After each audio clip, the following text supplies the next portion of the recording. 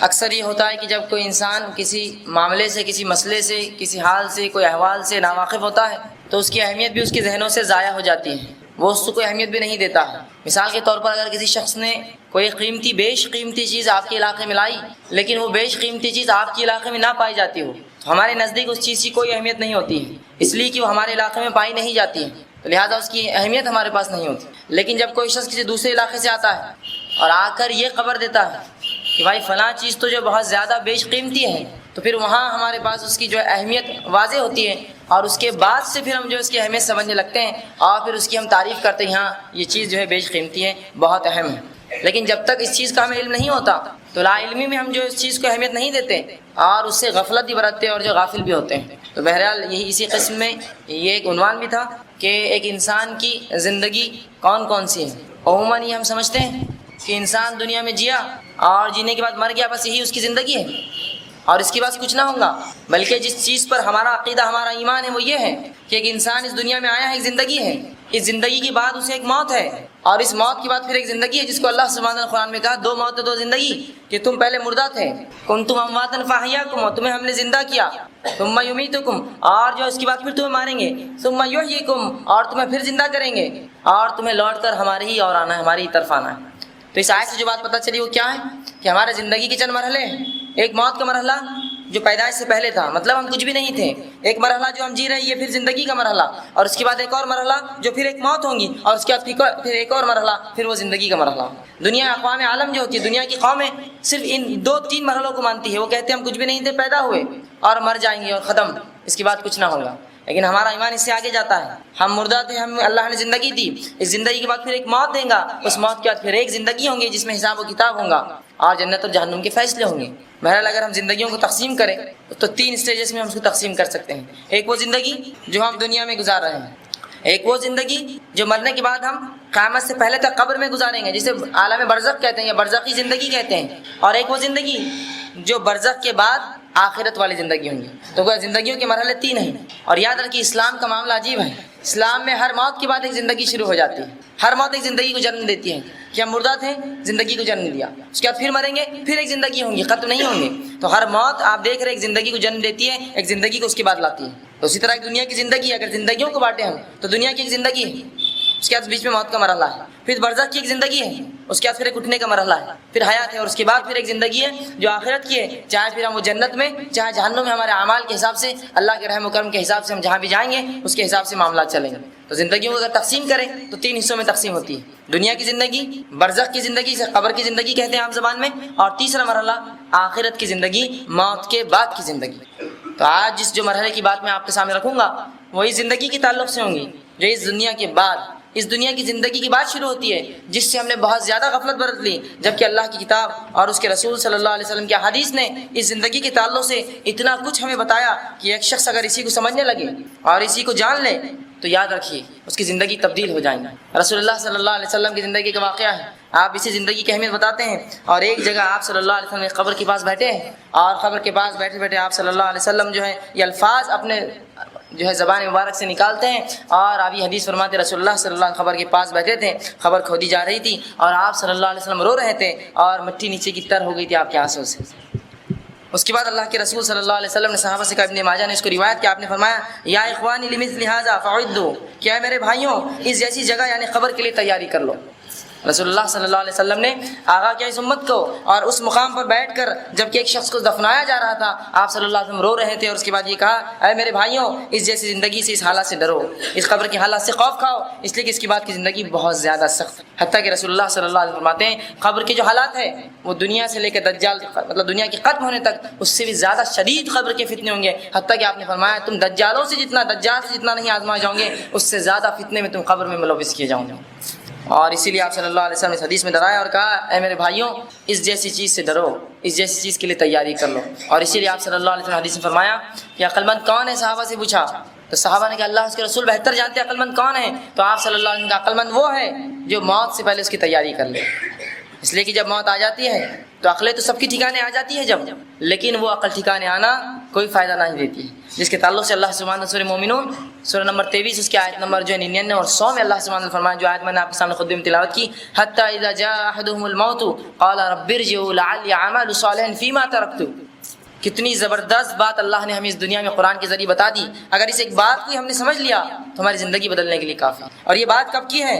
جب انسان کی روح نکالی جاتی ہے تب کی بات کہی جا رہی ہے، بڑی اہمیت رکھتی ہے بات اپنے آپ میں۔ موت کا مرحلہ ہے، ابھی پوری جان نہیں نکلی اس کی اور فرشتے آ گئے اور اس نے سب کچھ دیکھ لیا، اس کے بعد یہ الفاظ ادا کرتا ہے، اور دیکھتے وقت اللہ کے رسول اللہ سبحانہ تعالیٰ قرآن میں موت کے تعلق سے فرماتا ہے وجاء سکرۃ الموت بالحق، کہ موت کی سختیاں حق کو لے کر آ پہنچی، موت کی سختیاں حق کو لے کر آ پہنچی۔ مطلب ایک انسان موت کی حالت میں بہت سخت حالت ہے اور حق واضح ہے، فرشتے دیکھ چکا۔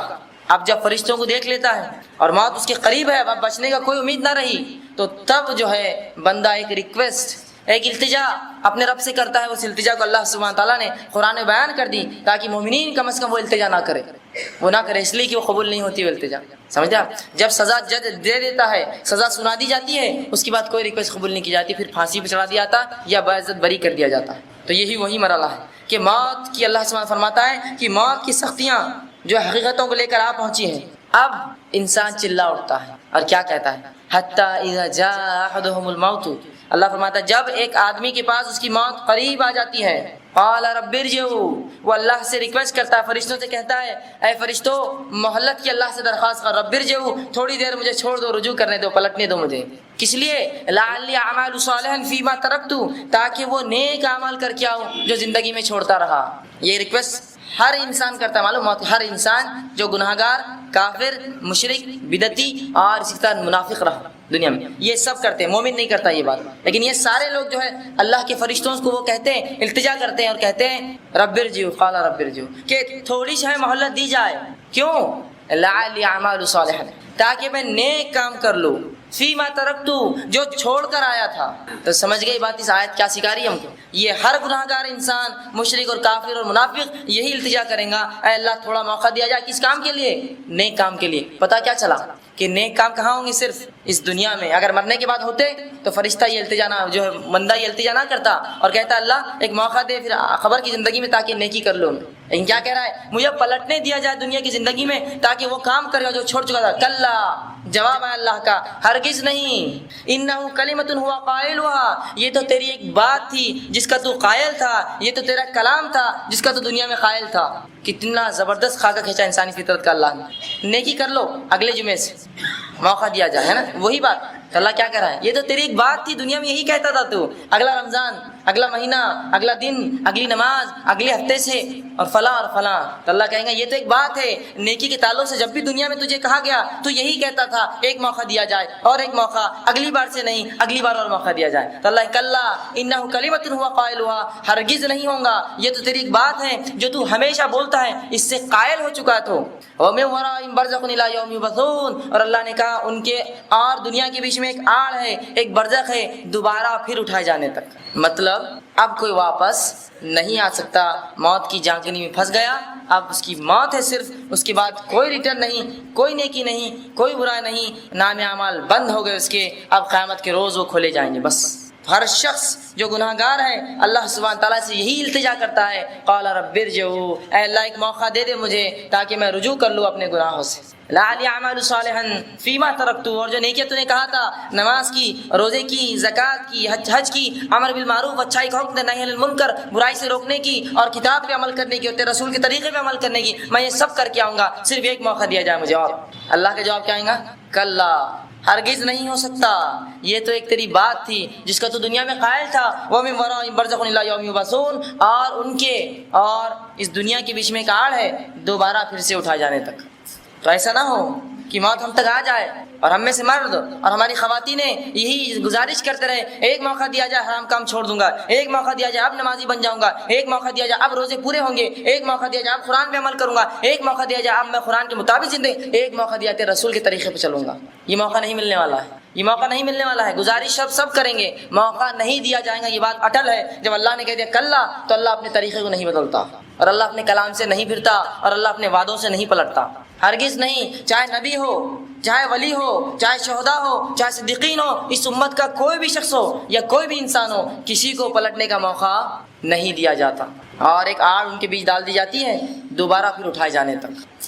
اور اللہ سبحانہ تعالیٰ نے ایک شخص کی موت کا، جو گناہ گار ہے، جو کافر ہے، جو منافق ہے، اس کا خاکہ کھینچا ہے قرآن کے اندر، جگہ جگہ کھینچا ہے۔ صرف ایک آیت آپ کے سامنے میں رکھتا ہوں جس میں اللہ سبحانہ تعالیٰ نے سورہ قیامہ سورہ نمبر 75 اس کی آیت نمبر 26 سے لے کر 29 میں ایک تذکرہ کیا، اور اللہ سبحانہ تعالیٰ فرماتا ہے اللہ فرماتا ہے اس آیت کے اندر، کلا اذا بلغت التراقی وقیل من راق وظن انہ الفراق وتفت الساق بالساق۔ اب اللہ سبحانہ تعالیٰ فرماتا ہے کہ اب دنیا سے جدائی کا وقت آ گیا۔ ایک انسان جب مرتا ہے تو اللہ فرماتا ہے کہ اس کی اب دنیا سے جدائی کا وقت آ گیا ہے۔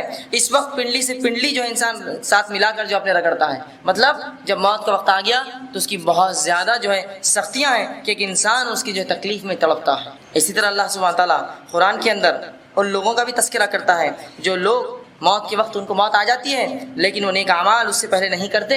اس کے تعلق سے اللہ فرماتا ہے اپنے نبی صلی اللہ علیہ وسلم کو کہ اللہ فرماتا ہے قرآن کے اندر جو سورہ انعام سورہ نمبر جو ہے 6 اور آیت نمبر 93، اللہ فرماتا ہے وَلَوْ تَرَى إِذِ الظَّالِمُونَ فِي غَمَرَاتِ الْمَوْتِ وَالْمَلَائِكَةُ بَاسِطُو أَيْدِيهِمْ أُخْرِجُوا أَنفُسَكُمُ الْيَوْمَ تُجْزَوْنَ عَذَابَ الْهَوْنِ بِمَا كُنتُمْ تَقُولُونَ عَلَى اللَّهِ غَيْرَ الْحَقِّ وَكُنتُمْ عَنْ آيَاتِهِ تَسْتَكْبِرُونَ۔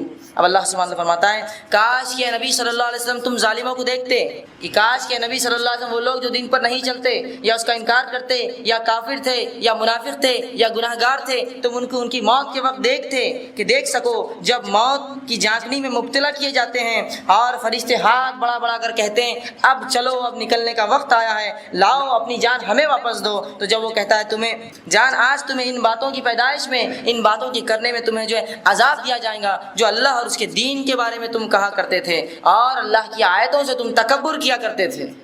تو رسول اللہ کہا کاش کہ نبی تم ان کو دیکھ پاتے کہ جب ایسے لوگوں کی روحیں فرشتے کھینچ کر نکالتے، کاش کہ تم دیکھ پاتے کہ کیا ان کی کیفیت ہوتی اور کس وجہ سے اللہ کے بارے میں نئی نئی باتیں کرتے تھے، اس کے دین کے بارے میں نئی نئی باتیں کرتے تھے، اس کے دین اور شریعت میں نئے نئے کام ایجاد کرتے تھے، اللہ کے بارے میں جو علم نہیں تھا ویسی باتیں بیان کرتے تھے شریعت کے معاملے میں۔ جب انہیں کھینچ کر نکالا جائے گا اور ان کی روحیں جانیں اندر گھسیں گی اور فرشتے کھینچیں گے، جس کو اللہ سبحانہ تعالیٰ نے سورہ نازیات کی آیت نمبر 1 میں فرمایا وَالنَّازِعَاتِ غَرْقًا، کہ قسم ہے ان فرشتوں کی جو ڈوب ڈوب کر جو ہے انسان کی روح کو کھینچ کر نکالتے ہیں، جو غوطے لگا لگا کر انسان کے جسم سے اس کی روح کو باہر نکالتے ہیں۔ وَالنَّازِعَاتِ غَرْقًا، کہ قسم ہے ان فرشتوں کی جو انسان کے جسم میں داخل ہو کے اس کی روح کو کھینچ کر نکالتے ہیں، مطلب وہ آنا نہیں چاہتا، وہ کافر ہے، وہ منافق ہے یا وہ جو گناہ گار ہے اس کی روح نکلتی نہیں ہے، فرشتے ڈوب ڈوب کر کھینچ کر اس کی روح کو باہر نکالتے ہیں۔ تو یہ کیفیت ہے ان لوگوں کی جو اس دردناک چیز کو، جو موت کو بھلا بیٹھے ہیں اور اس میں ہم سب شامل ہیں۔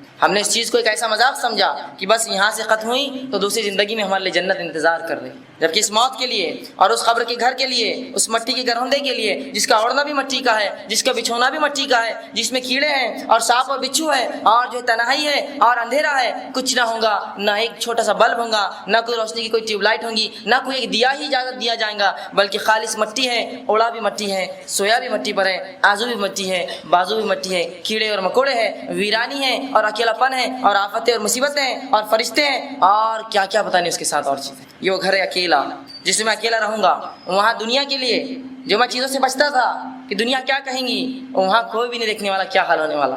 جو دین کو میں چھوڑتا تھا دنیا کے لیے کہ لوگ کیا کہیں گے، وہاں کوئی لوگ تیرے ساتھ آ کر اس کے اندر کوئی دیا نہیں جلانے والے تیرے روشنی کے لیے۔ جن لوگوں کے لیے ماں باپ ہو، چاہے بہن بھائی ہو، چاہے دنیا والے ہو، چاہے بڑے ہو چاہے چھوٹے ہو، جن کے لیے ہم نے دین کو چھوڑا، وہ تو ہم کو صرف قبرستان تک دفنی کریں گے اور چھوڑ کر نکل جائیں گے۔ جب جائیں گے خبر میں تنہا، واحد، اکیلے، اندھیرا، مٹی، کیڑے اور مکوڑے اور ویرانی، اس سے ہٹ کر کچھ نہیں۔ یہ ایسا گھر ہے، لیکن اس گھر کے لیے ہماری کیا تیاری ہے، اس کے لیے ہم نے کیا کر رکھا ہے اور کیا کر چھوڑا ہے؟ اب تک کچھ بھی نہیں چھوڑا۔ رسول اللہ صلی اللہ علیہ وسلم کہے کے مطابق ہم سب بیوقوف ہوئے، کہ عقل مند تو وہ ہے جو اس سے پہلے اس کی تیاری کر لے، اس میں جانے سے پہلے اس کا سامان باندھ لے۔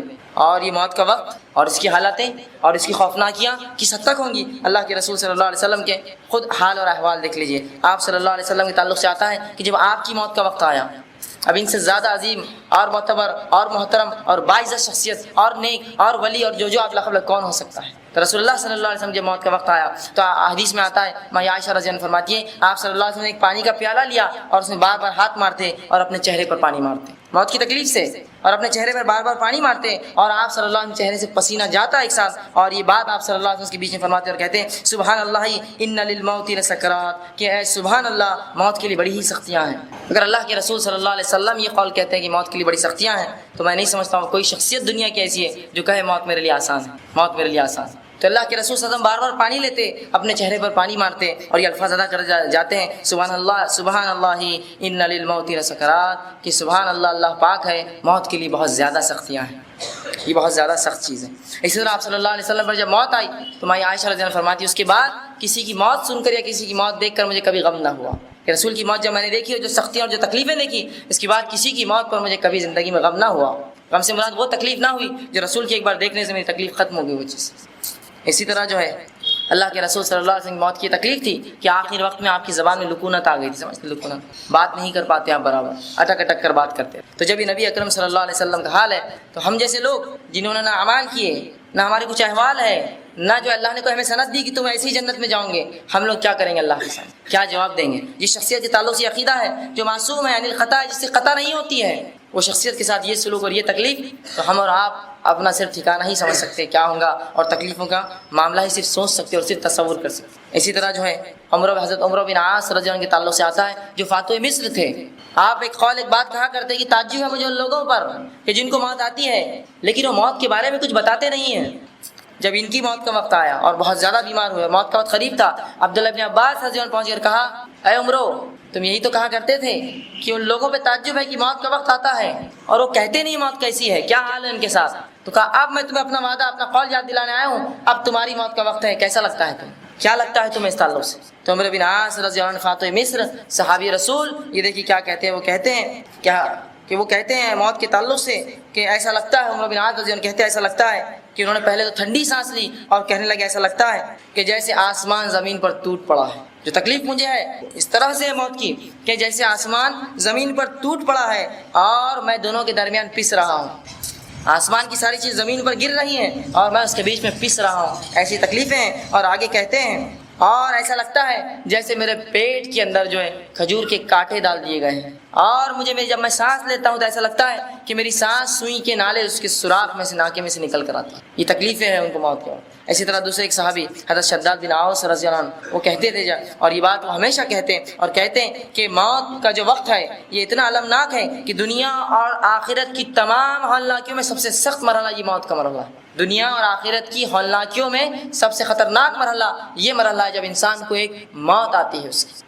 اور پھر وہ آگے کہتے ہیں اور فرماتے ہیں کہ یہ آرو کے چیرنے سے زیادہ سخت ہے، اس کی تکلیف ایسی ہے جیسے کہ آدمی کو آروں سے چیرا جا رہا ہے۔ اور پھر آگے کہتے ہیں کہ یہ کینچیوں کے کاٹنے سے زیادہ سخت ہے کہ ایک انسان زندہ اور کینچی سے اس کا جسم کاٹا جائے اتنی تکلیف اسے نہیں ہوگی جتنی تکلیف موت اپنے ساتھ لاتی ہے۔ اور پھر کہتے ہیں یہ ہڈیوں کے ابالنے سے زیادہ سخت ہے کہ اگر کسی زندہ انسان کی ہڈیاں ابال دی جائے، پانی میں ڈال دیا جائے تیل میں، اتنی تکلیف نہیں ہوگی جتنی تکلیف اس موت کے وقت ہوتی ہے۔ اور وہ کہتے تکلیف، اور اگر مردہ زندہ ہو کر انسانوں کو بتا دے کہ میرے ساتھ کیا سلوک ہوتا ہے تو وہ فرماتے ہیں کہ کوئی دنیا میں انسان چین کی نہیں سو سکتا، دنیا کو انسان چین کی نہیں سو سکتا اگر اس کو تکلیف جو موت کے وقت ہوتی ہے اگر کوئی اسے بتا دے۔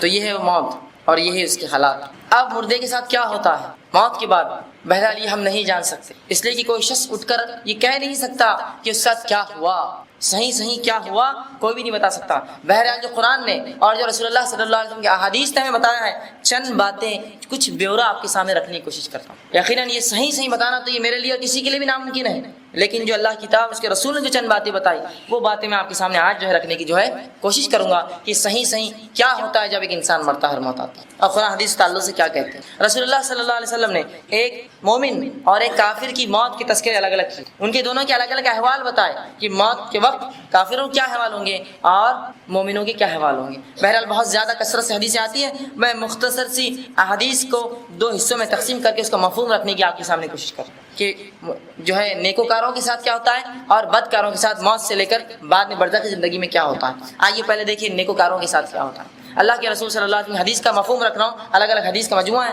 بعد میں جو حوالے دیکھنا چاہے مجھ سے دیکھ سکتا ہے۔ تو اللہ کے رسول صلی اللہ علیہ وسلم فرماتے ہیں کہ جب ایک انسان جو نیک ہوتا ہے اور اس کی موت کے لیے فرشتے اس کے پاس آتے ہیں تو سب سے پہلے آتے ہی فرشتے اس کو سلام کرتے ہیں۔ جب نیک لوگوں کے پاس فرشتے آتے ہیں تو خوبصورت شکلوں میں آتے ہیں اور سلام کرتے ہیں اور اسے خوشخبریاں سناتے ہیں کہ اس کے لیے کیا اس کے رب نے رکھا ہے۔ جیسے ہی وہ آدمی جب فرشتوں کو دیکھتا ہے اور اسے اچھے کلام کرتے ہیں، اچھی بات کرتے ہیں، اور رسول اللہ فرماتے ہیں ایک خوشبودار اس کے لیے لباس جس کی خوشبو مجھ سے بھی بہت زیادہ ہوتی ہے، وہ کفن اس کے لیے وہ لے کر آتے ہیں اور اس کو سلام کرتے ہیں اور اسے اچھے اچھے ناموں سے، دنیا میں جن ناموں سے پکارا جاتا وہ ناموں سے اسے پکارتے ہیں اور اسے جو خوشخبریاں دیتے ہیں۔ جیسے ہی یہ بات رسول اللہ صلی اللہ علیہ وسلم فرماتے ہیں مردہ سنتا ہے، وہ کہتا ہے مجھے فوراً لے کے چلو جسم سے، اور اپنے حالات سمجھ جاتا ہے کہ میرے لیے تو بہت کچھ رکھا ہے۔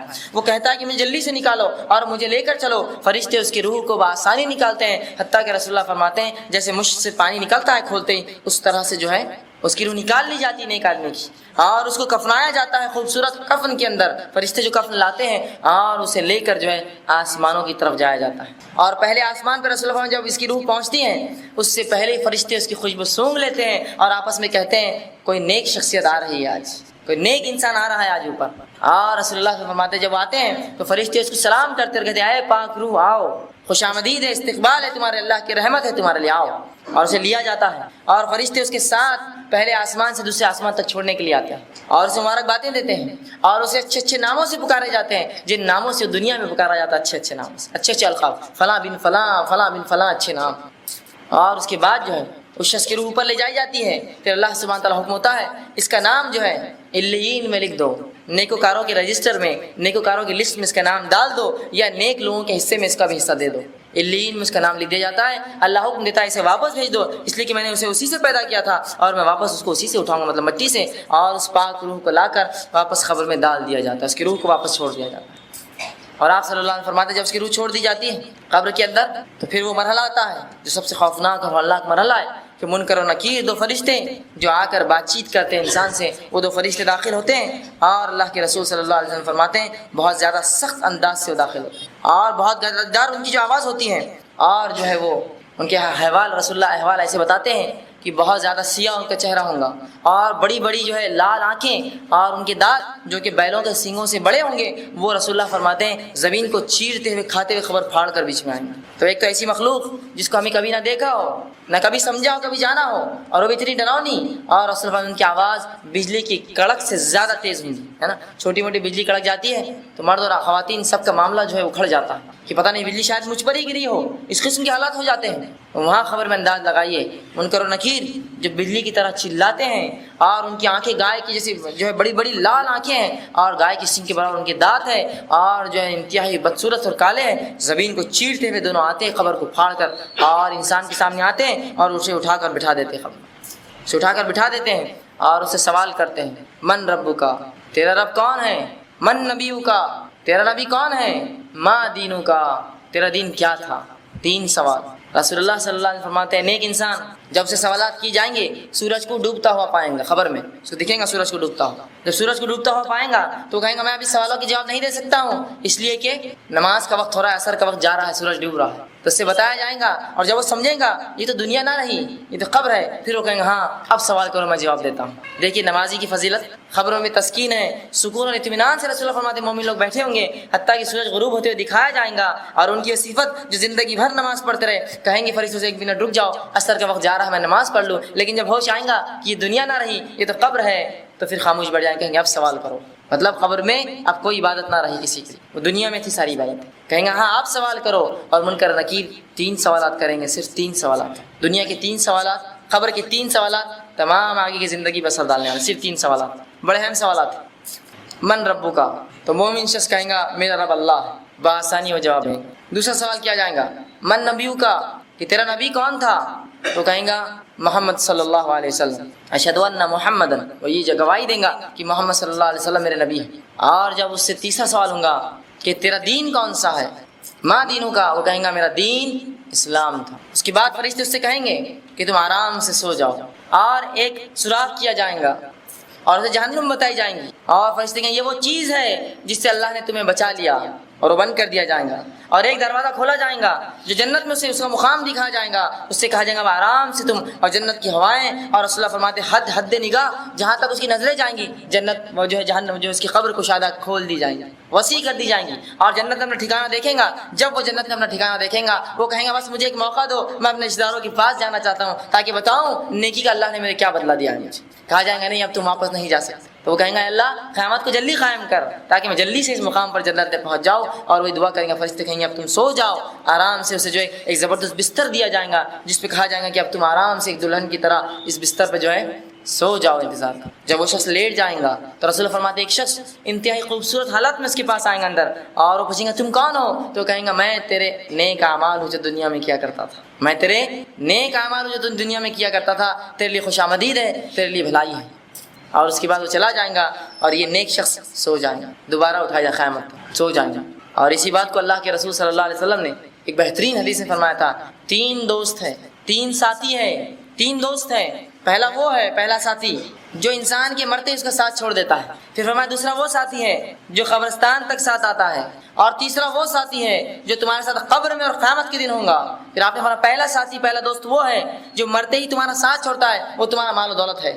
انسان مرا سب کچھ چھوڑ گیا, اس کا کچھ لے جاتا ہے ساتھ, کچھ لے جاتا ہے. الیگزینڈر سکندر جس کو کہیں سکندر اعظم, جب یہ مرا تو تاریخ روایت آتی ہے کہ یہ جو ایک بہت نوجوان شخص تھا اور 19 یا تقریباً 21 سال کی عمر میں حکومت کیا اور 33 سال کی عمر میں مر بھی گیا, اور دنیا کے بہت بڑے علاقے میں جو ہے اس نے قبضہ کیا. لیکن جب مرا تو ایک وصیت کر کے مرا, بہرحال وہ مسلم نہیں تھا لیکن وصیت کر کے مرا کہ جب مجھے میرا جنازہ لے جایا جائے گا تو میرے ہاتھ دونوں باہر رکھنا, تاکہ لوگوں کو پتہ چل جائے کہ سکندر جس چیز کے لیے جو اپنی زندگی غارت کیا, آج ساتھ کیا لے جا رہا ہے اپنے اٹھا کے, دونوں ہاتھ خالی ہے اس کے.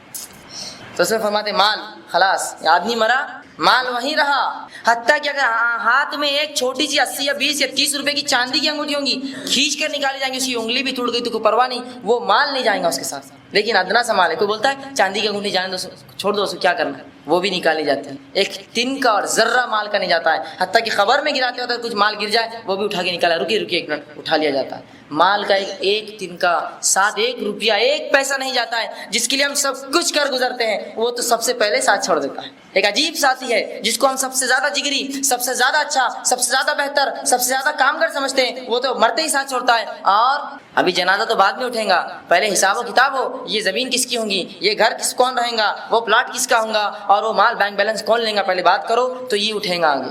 یہ ساتھی ایسا ساتھ چھوڑتا ہے اور دوسروں کا بن جاتا ہے مرتے, اور اس کے لیے ہم سب کچھ کر گزرتے, سب کچھ حرام چیزوں ملوث ہوتے. کیوں؟ اسی مال کے لیے جو سب سے پہلے چھوڑیں گا. اور بنگلے اور گاڑیاں اور دولت اور شہرت اور مال, اس کے لیے رشوت کھاتا ہے, حرام اور حلال میں تمیز نہیں کرتا ہے, اور سود خوری اور سب گناہ کرتا ہے. کس کے لیے؟ اس ساتھی کے لیے جو سب سے پہلے ساتھ چھوڑنے والا ہے, سب سے پہلے. پھر آپ صاحب فرماتے دوسرا ساتھی کون ہے؟ رشتہ دار جو قبر تک آتے ہیں, قبرستان تک آتے ہیں. کیا آج تک کسی رشتہ دار کو آپ نے مرتے قبر میں ساتھ سوتے ہوئے دیکھا کسی کہ میں بھی ساتھ جاؤں گا اس کے؟ نہیں, وہ چھوڑ دیتے, قبر تک لاتے ہیں, بولتے جلدی. یہی وہ رشتہ دار ہے جن کے لیے آپ سب کچھ کرتے ہیں, اسلام سے پھر جاتے ہیں, اس کی تعلیمات سے پھرتے ہیں, قرآن پر عمل نہیں کرتے. یہی رشتہ دار ہے, کوئی آپ کے ساتھ قبر میں نہیں آئے گا, پہلے ہی چلے جائیں گے, اور اس کے لیے ہم نے سب کچھ کیا. یہی ماں اور یہی باپ اور یہی خالہ, یہی پھپھو, یہی دادی کے لیے ہم نے شریعت کے احکامات توڑے, اللہ اس کے رسول کو ناراض کیا, لیکن ان کی رضامندی حاصل کی, ان کو راضی کیا, ہے نا. فلاں کام حرام ہے, نہیں ہمارے بڑے نہیں بولتے ہیں, انہی کے لیے کیا نا رضا, یہ بھی چھوڑ دیں گے ساتھ. قبرستان تک آئیں گے, بلکہ یہ وہ لوگ ہوں گے کہیں گے سب سے پہلے اس کو اٹھا کر پھینکو ورنہ سڑنا شروع ہو جائے گا, پھینکو اسے لے جا کر قبر میں ڈالو جلدی. جن کے لیے سب کچھ کیا, شریعت چھوڑی, حرام حلال کی تمیز چھوڑی, بیوی اور بچے, مال اور دولت, سب کچھ فتنے ان کے لیے برداشت کیے, اور یہ لے جا کے کہاں دفن کریں گے آپ؟ بولیں گے ڈالو مٹی کے اندر. اور رسول فرماتے دوسرا ساتھی دفنا کر باہر آ جائیں گے. اور رسول فرماتے تیسرا ساتھی وہ ہے جو قبر میں تیرے ساتھ جائیں گا, وہ تیرے اعمال ہے نا, آیا نا یہاں برابر, یہ اعمال. اور اس کے لیے ہم نے کیا کیا, اس کو سب سے کم دوستی رکھتے ہیں اس سے, اور رشتہ داروں سے اس سے زیادہ, اور سب سے زیادہ دوستی ہماری مال و دولت سے ہوتی ہے, جو کہ ایسے ساتھی ہیں جو سب سے پہلے آپ کا ساتھ چھوڑ کے نکل جائیں گے اور ہمارا ساتھ چھوڑ کے. تو یہ تیسرے ساتھی کو اپنا اچھا ساتھی بنا لیجئے, اس تیسرے ساتھی سے ایک زبردست دوستی کر لیجئے کہ یہ چونکہ قبر میں آنے والا ہے, اس کو جو ہے خوب کیجئے نیک اعمال, تاکہ وہ آ کر آپ کو خوشخبریاں دیں. اب آئیے اس شخص کا حال, اس شخص کی موت کا حال جو کافر, منافق, فاسق, بدکار, گناہگار ہوتا ہے. جب اس کی موت کا وقت آتا ہے, رسول اللہ صلی اللہ علیہ وسلم فرماتے ہیں فرشتے بہت بھیانک شکلوں میں اس کے پاس آتے ہیں, اور ایک بہت ہی انتہائی درجے کا بدبودار ایک جو ہے اس کے لیے ٹاٹ کا بنا ہوا جو ہے کفن لے کر آتے ہیں, اور آتے ہی اس کو کہتے ہیں اے جو ہے مغضوب روح, اللہ کا جس پر غضب ہوگا, باہر نکل. رسول اللہ فرماتے ہیں اس کی روح اندر گھستی ہے, وہ فرشتے سے کھینچ کر باہر نکالتے ہیں, حتیٰ کہ آپ صلی اللہ علیہ وسلم فرماتے ہیں ایسی اسی کیفیت ہوتی ہے جب نکالا جاتا ہے جیسے کہ ایک بھیڑ ہے, اس کے گیلے اون پر ایک لوہے کی سلاخ کانٹے دار پلے لپٹی جائے اور کھینچ کر نکالی جائے اس کے جسم سے, اون کے اوپر لپٹے اور کھینچی جائے. اس طرح سے تکلیف محسوس کرتا ہے وہ, اور اس کی روح آنا نہیں چاہتی، اسے فرشتے کھینچ کر اور غوطے لگا کر اور تمام جو حالات بتائے ویسا کر کے اس کی روح کو باہر نکالتے ہیں۔ روح کو باہر نکالا جاتا ہے، ایک سے ایک بدترین ناموں سے پکارا جاتا ہے، اس کے برے برے القاب، برے برے نام اس کے پکارے جاتے ہیں، کوئی سلام نہیں اس کے لیے، بد دعائیں اس کے لیے فرشتے کرتے ہیں، اسے کھینچتے ہیں، اس بدبودار ٹاٹ میں لپیٹتے ہیں اور آسمان کی طرف لے کے چلتے ہیں۔ جب پہلے آسمان پہ جاتے ہیں دوسرے فرشتوں کو پہلے ہی بدبو آ جاتی ہے استاد، کہتے ہیں بہت ہی مغضوب کوئی گندی روح آ رہی ہے۔ جب وہ آتی ہے فرشتے پوچھتے ہیں یہ کون مغضوب روح اٹھا کر لائے ہو؟ کہتے فلاں بن فلاں، گندے گندے ناموں سے اسے پکارتے، دنیا میں جو برے ناموں سے پکارا جاتا ہے یا جس سے چڑ تھی ان ناموں سے پکارا جاتا ہے۔ فرشتے کہتے ہیں اس کے لیے کوئی دروازے نہیں کھلیں گے جنت کے، آسمان کا کوئی دروازہ اس کے لیے نہیں کھولا جائے گا، اسے چھوڑ دو۔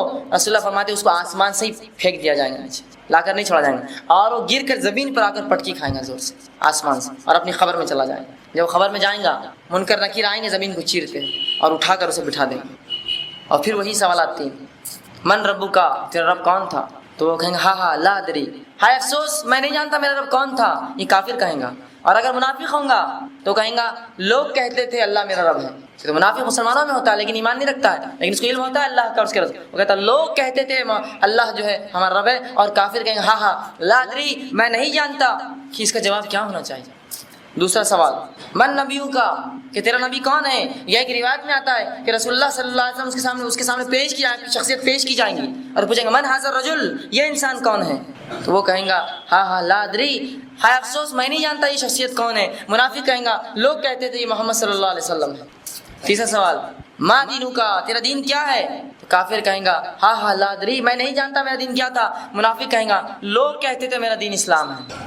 اس کے بعد اللہ کے رسول فرماتے ہیں ایک سوراخ کیا جائے گا قبر میں، اور اسے وہ ٹھکانہ وہ جنت بتائی جائیں گی، اور کہا جائے گا یہ وہ چیز ہے جس سے تو محروم رہا، وہ بند کیا جائیں گا، اور جہنم کی کھڑکی کھولی جائیں گی جس میں اپنا ٹھکانہ اور اس کی آنکھ کی لپیٹیں محسوس کریں گا، اور آنکھ کا بستر ڈالا جائے گا، آنکھ کا لباس پہنا جائے گا، اور کہا جائے گا اب یہیں رہو۔ وہ کیا کہیں گے اللہ سے؟ کہیں گے اللہ قیامت تو کبھی قائم نہ کرنا، کہ تو جب قبر میں یہ حالات ہے تو قیامت میں کیا ہوگا؟ تو کہیں گے اللہ قیامت تو کبھی قائم مت کرنا مجھ پر۔ اور جب وہ لیٹ جائیں گا تو ایک انتہائی بری شکل میں ایک شخص آئے گا، پوچھیں گا تم کون ہو؟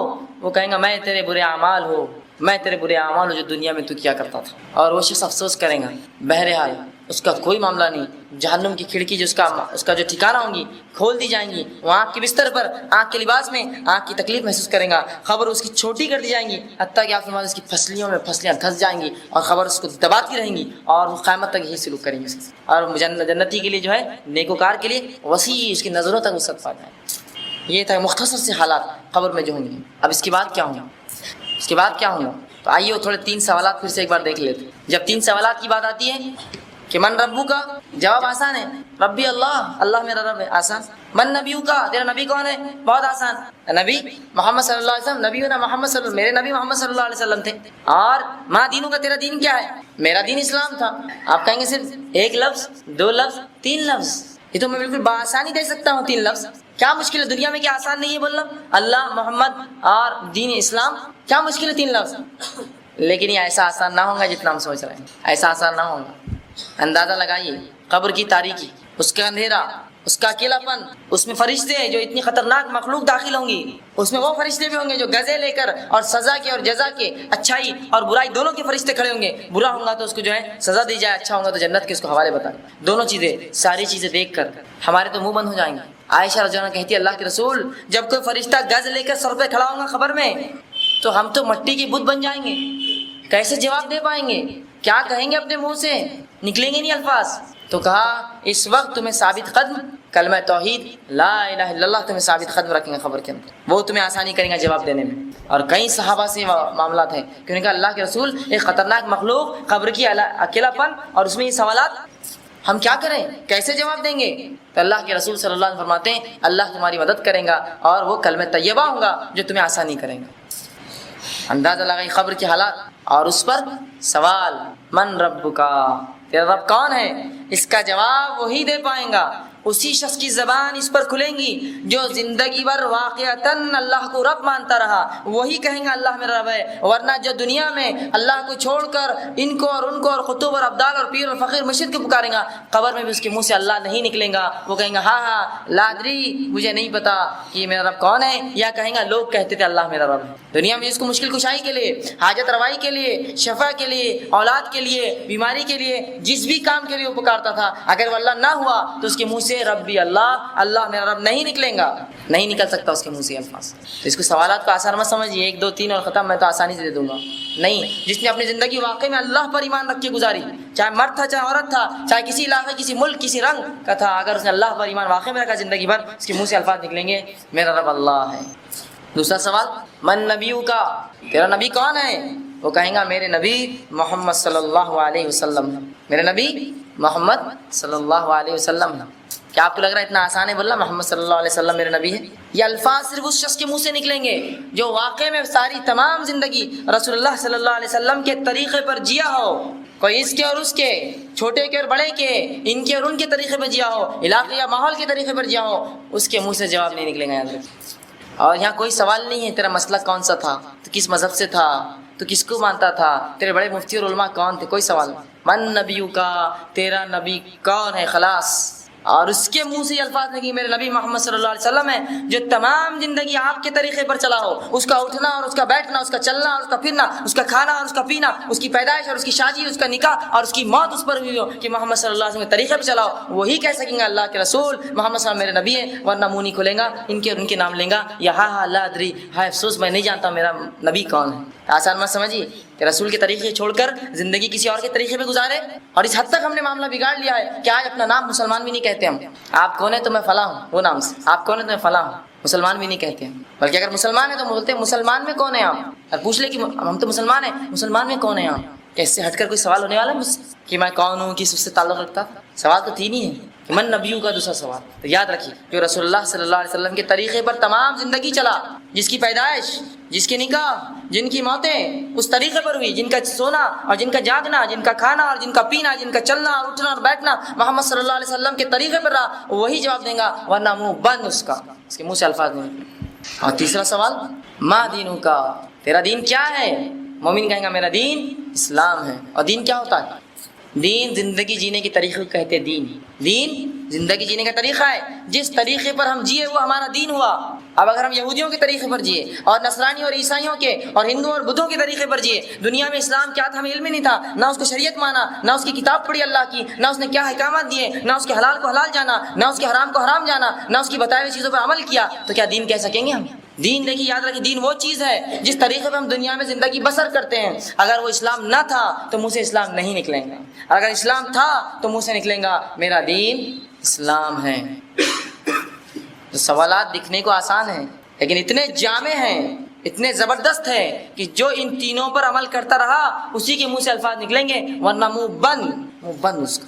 آئیے اس کے بعد کیا ہوں، اللہ کے رسول صلی اللہ علیہ وسلم نے، احمد نے اس واقعے کو روایت کا مسند احمد میں، اور ابو داؤد میں جو ہے اس کو ابو داؤد نے جو اپنی کتاب میں روایت کیا، جب تینوں سوال کے جواب ایک انسان دے دیں گا، تینوں سوال کے جواب مومن دے دیں گا، تو فرشتے مومن سے پوچھیں گے کیسے پتہ چلے یہ جواب تم کو؟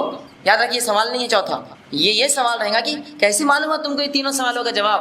فرشتے پوچھیں گے اس سے تمہیں کیسے پتہ چلا کہ یہ جو ہے اللہ تمہارا رب ہے، محمد صلی اللہ علیہ وسلم تمہارا دین ہے، محمد صلی اللہ علیہ وسلم تمہارا نبی اور اسلام تمہارا دین ہے؟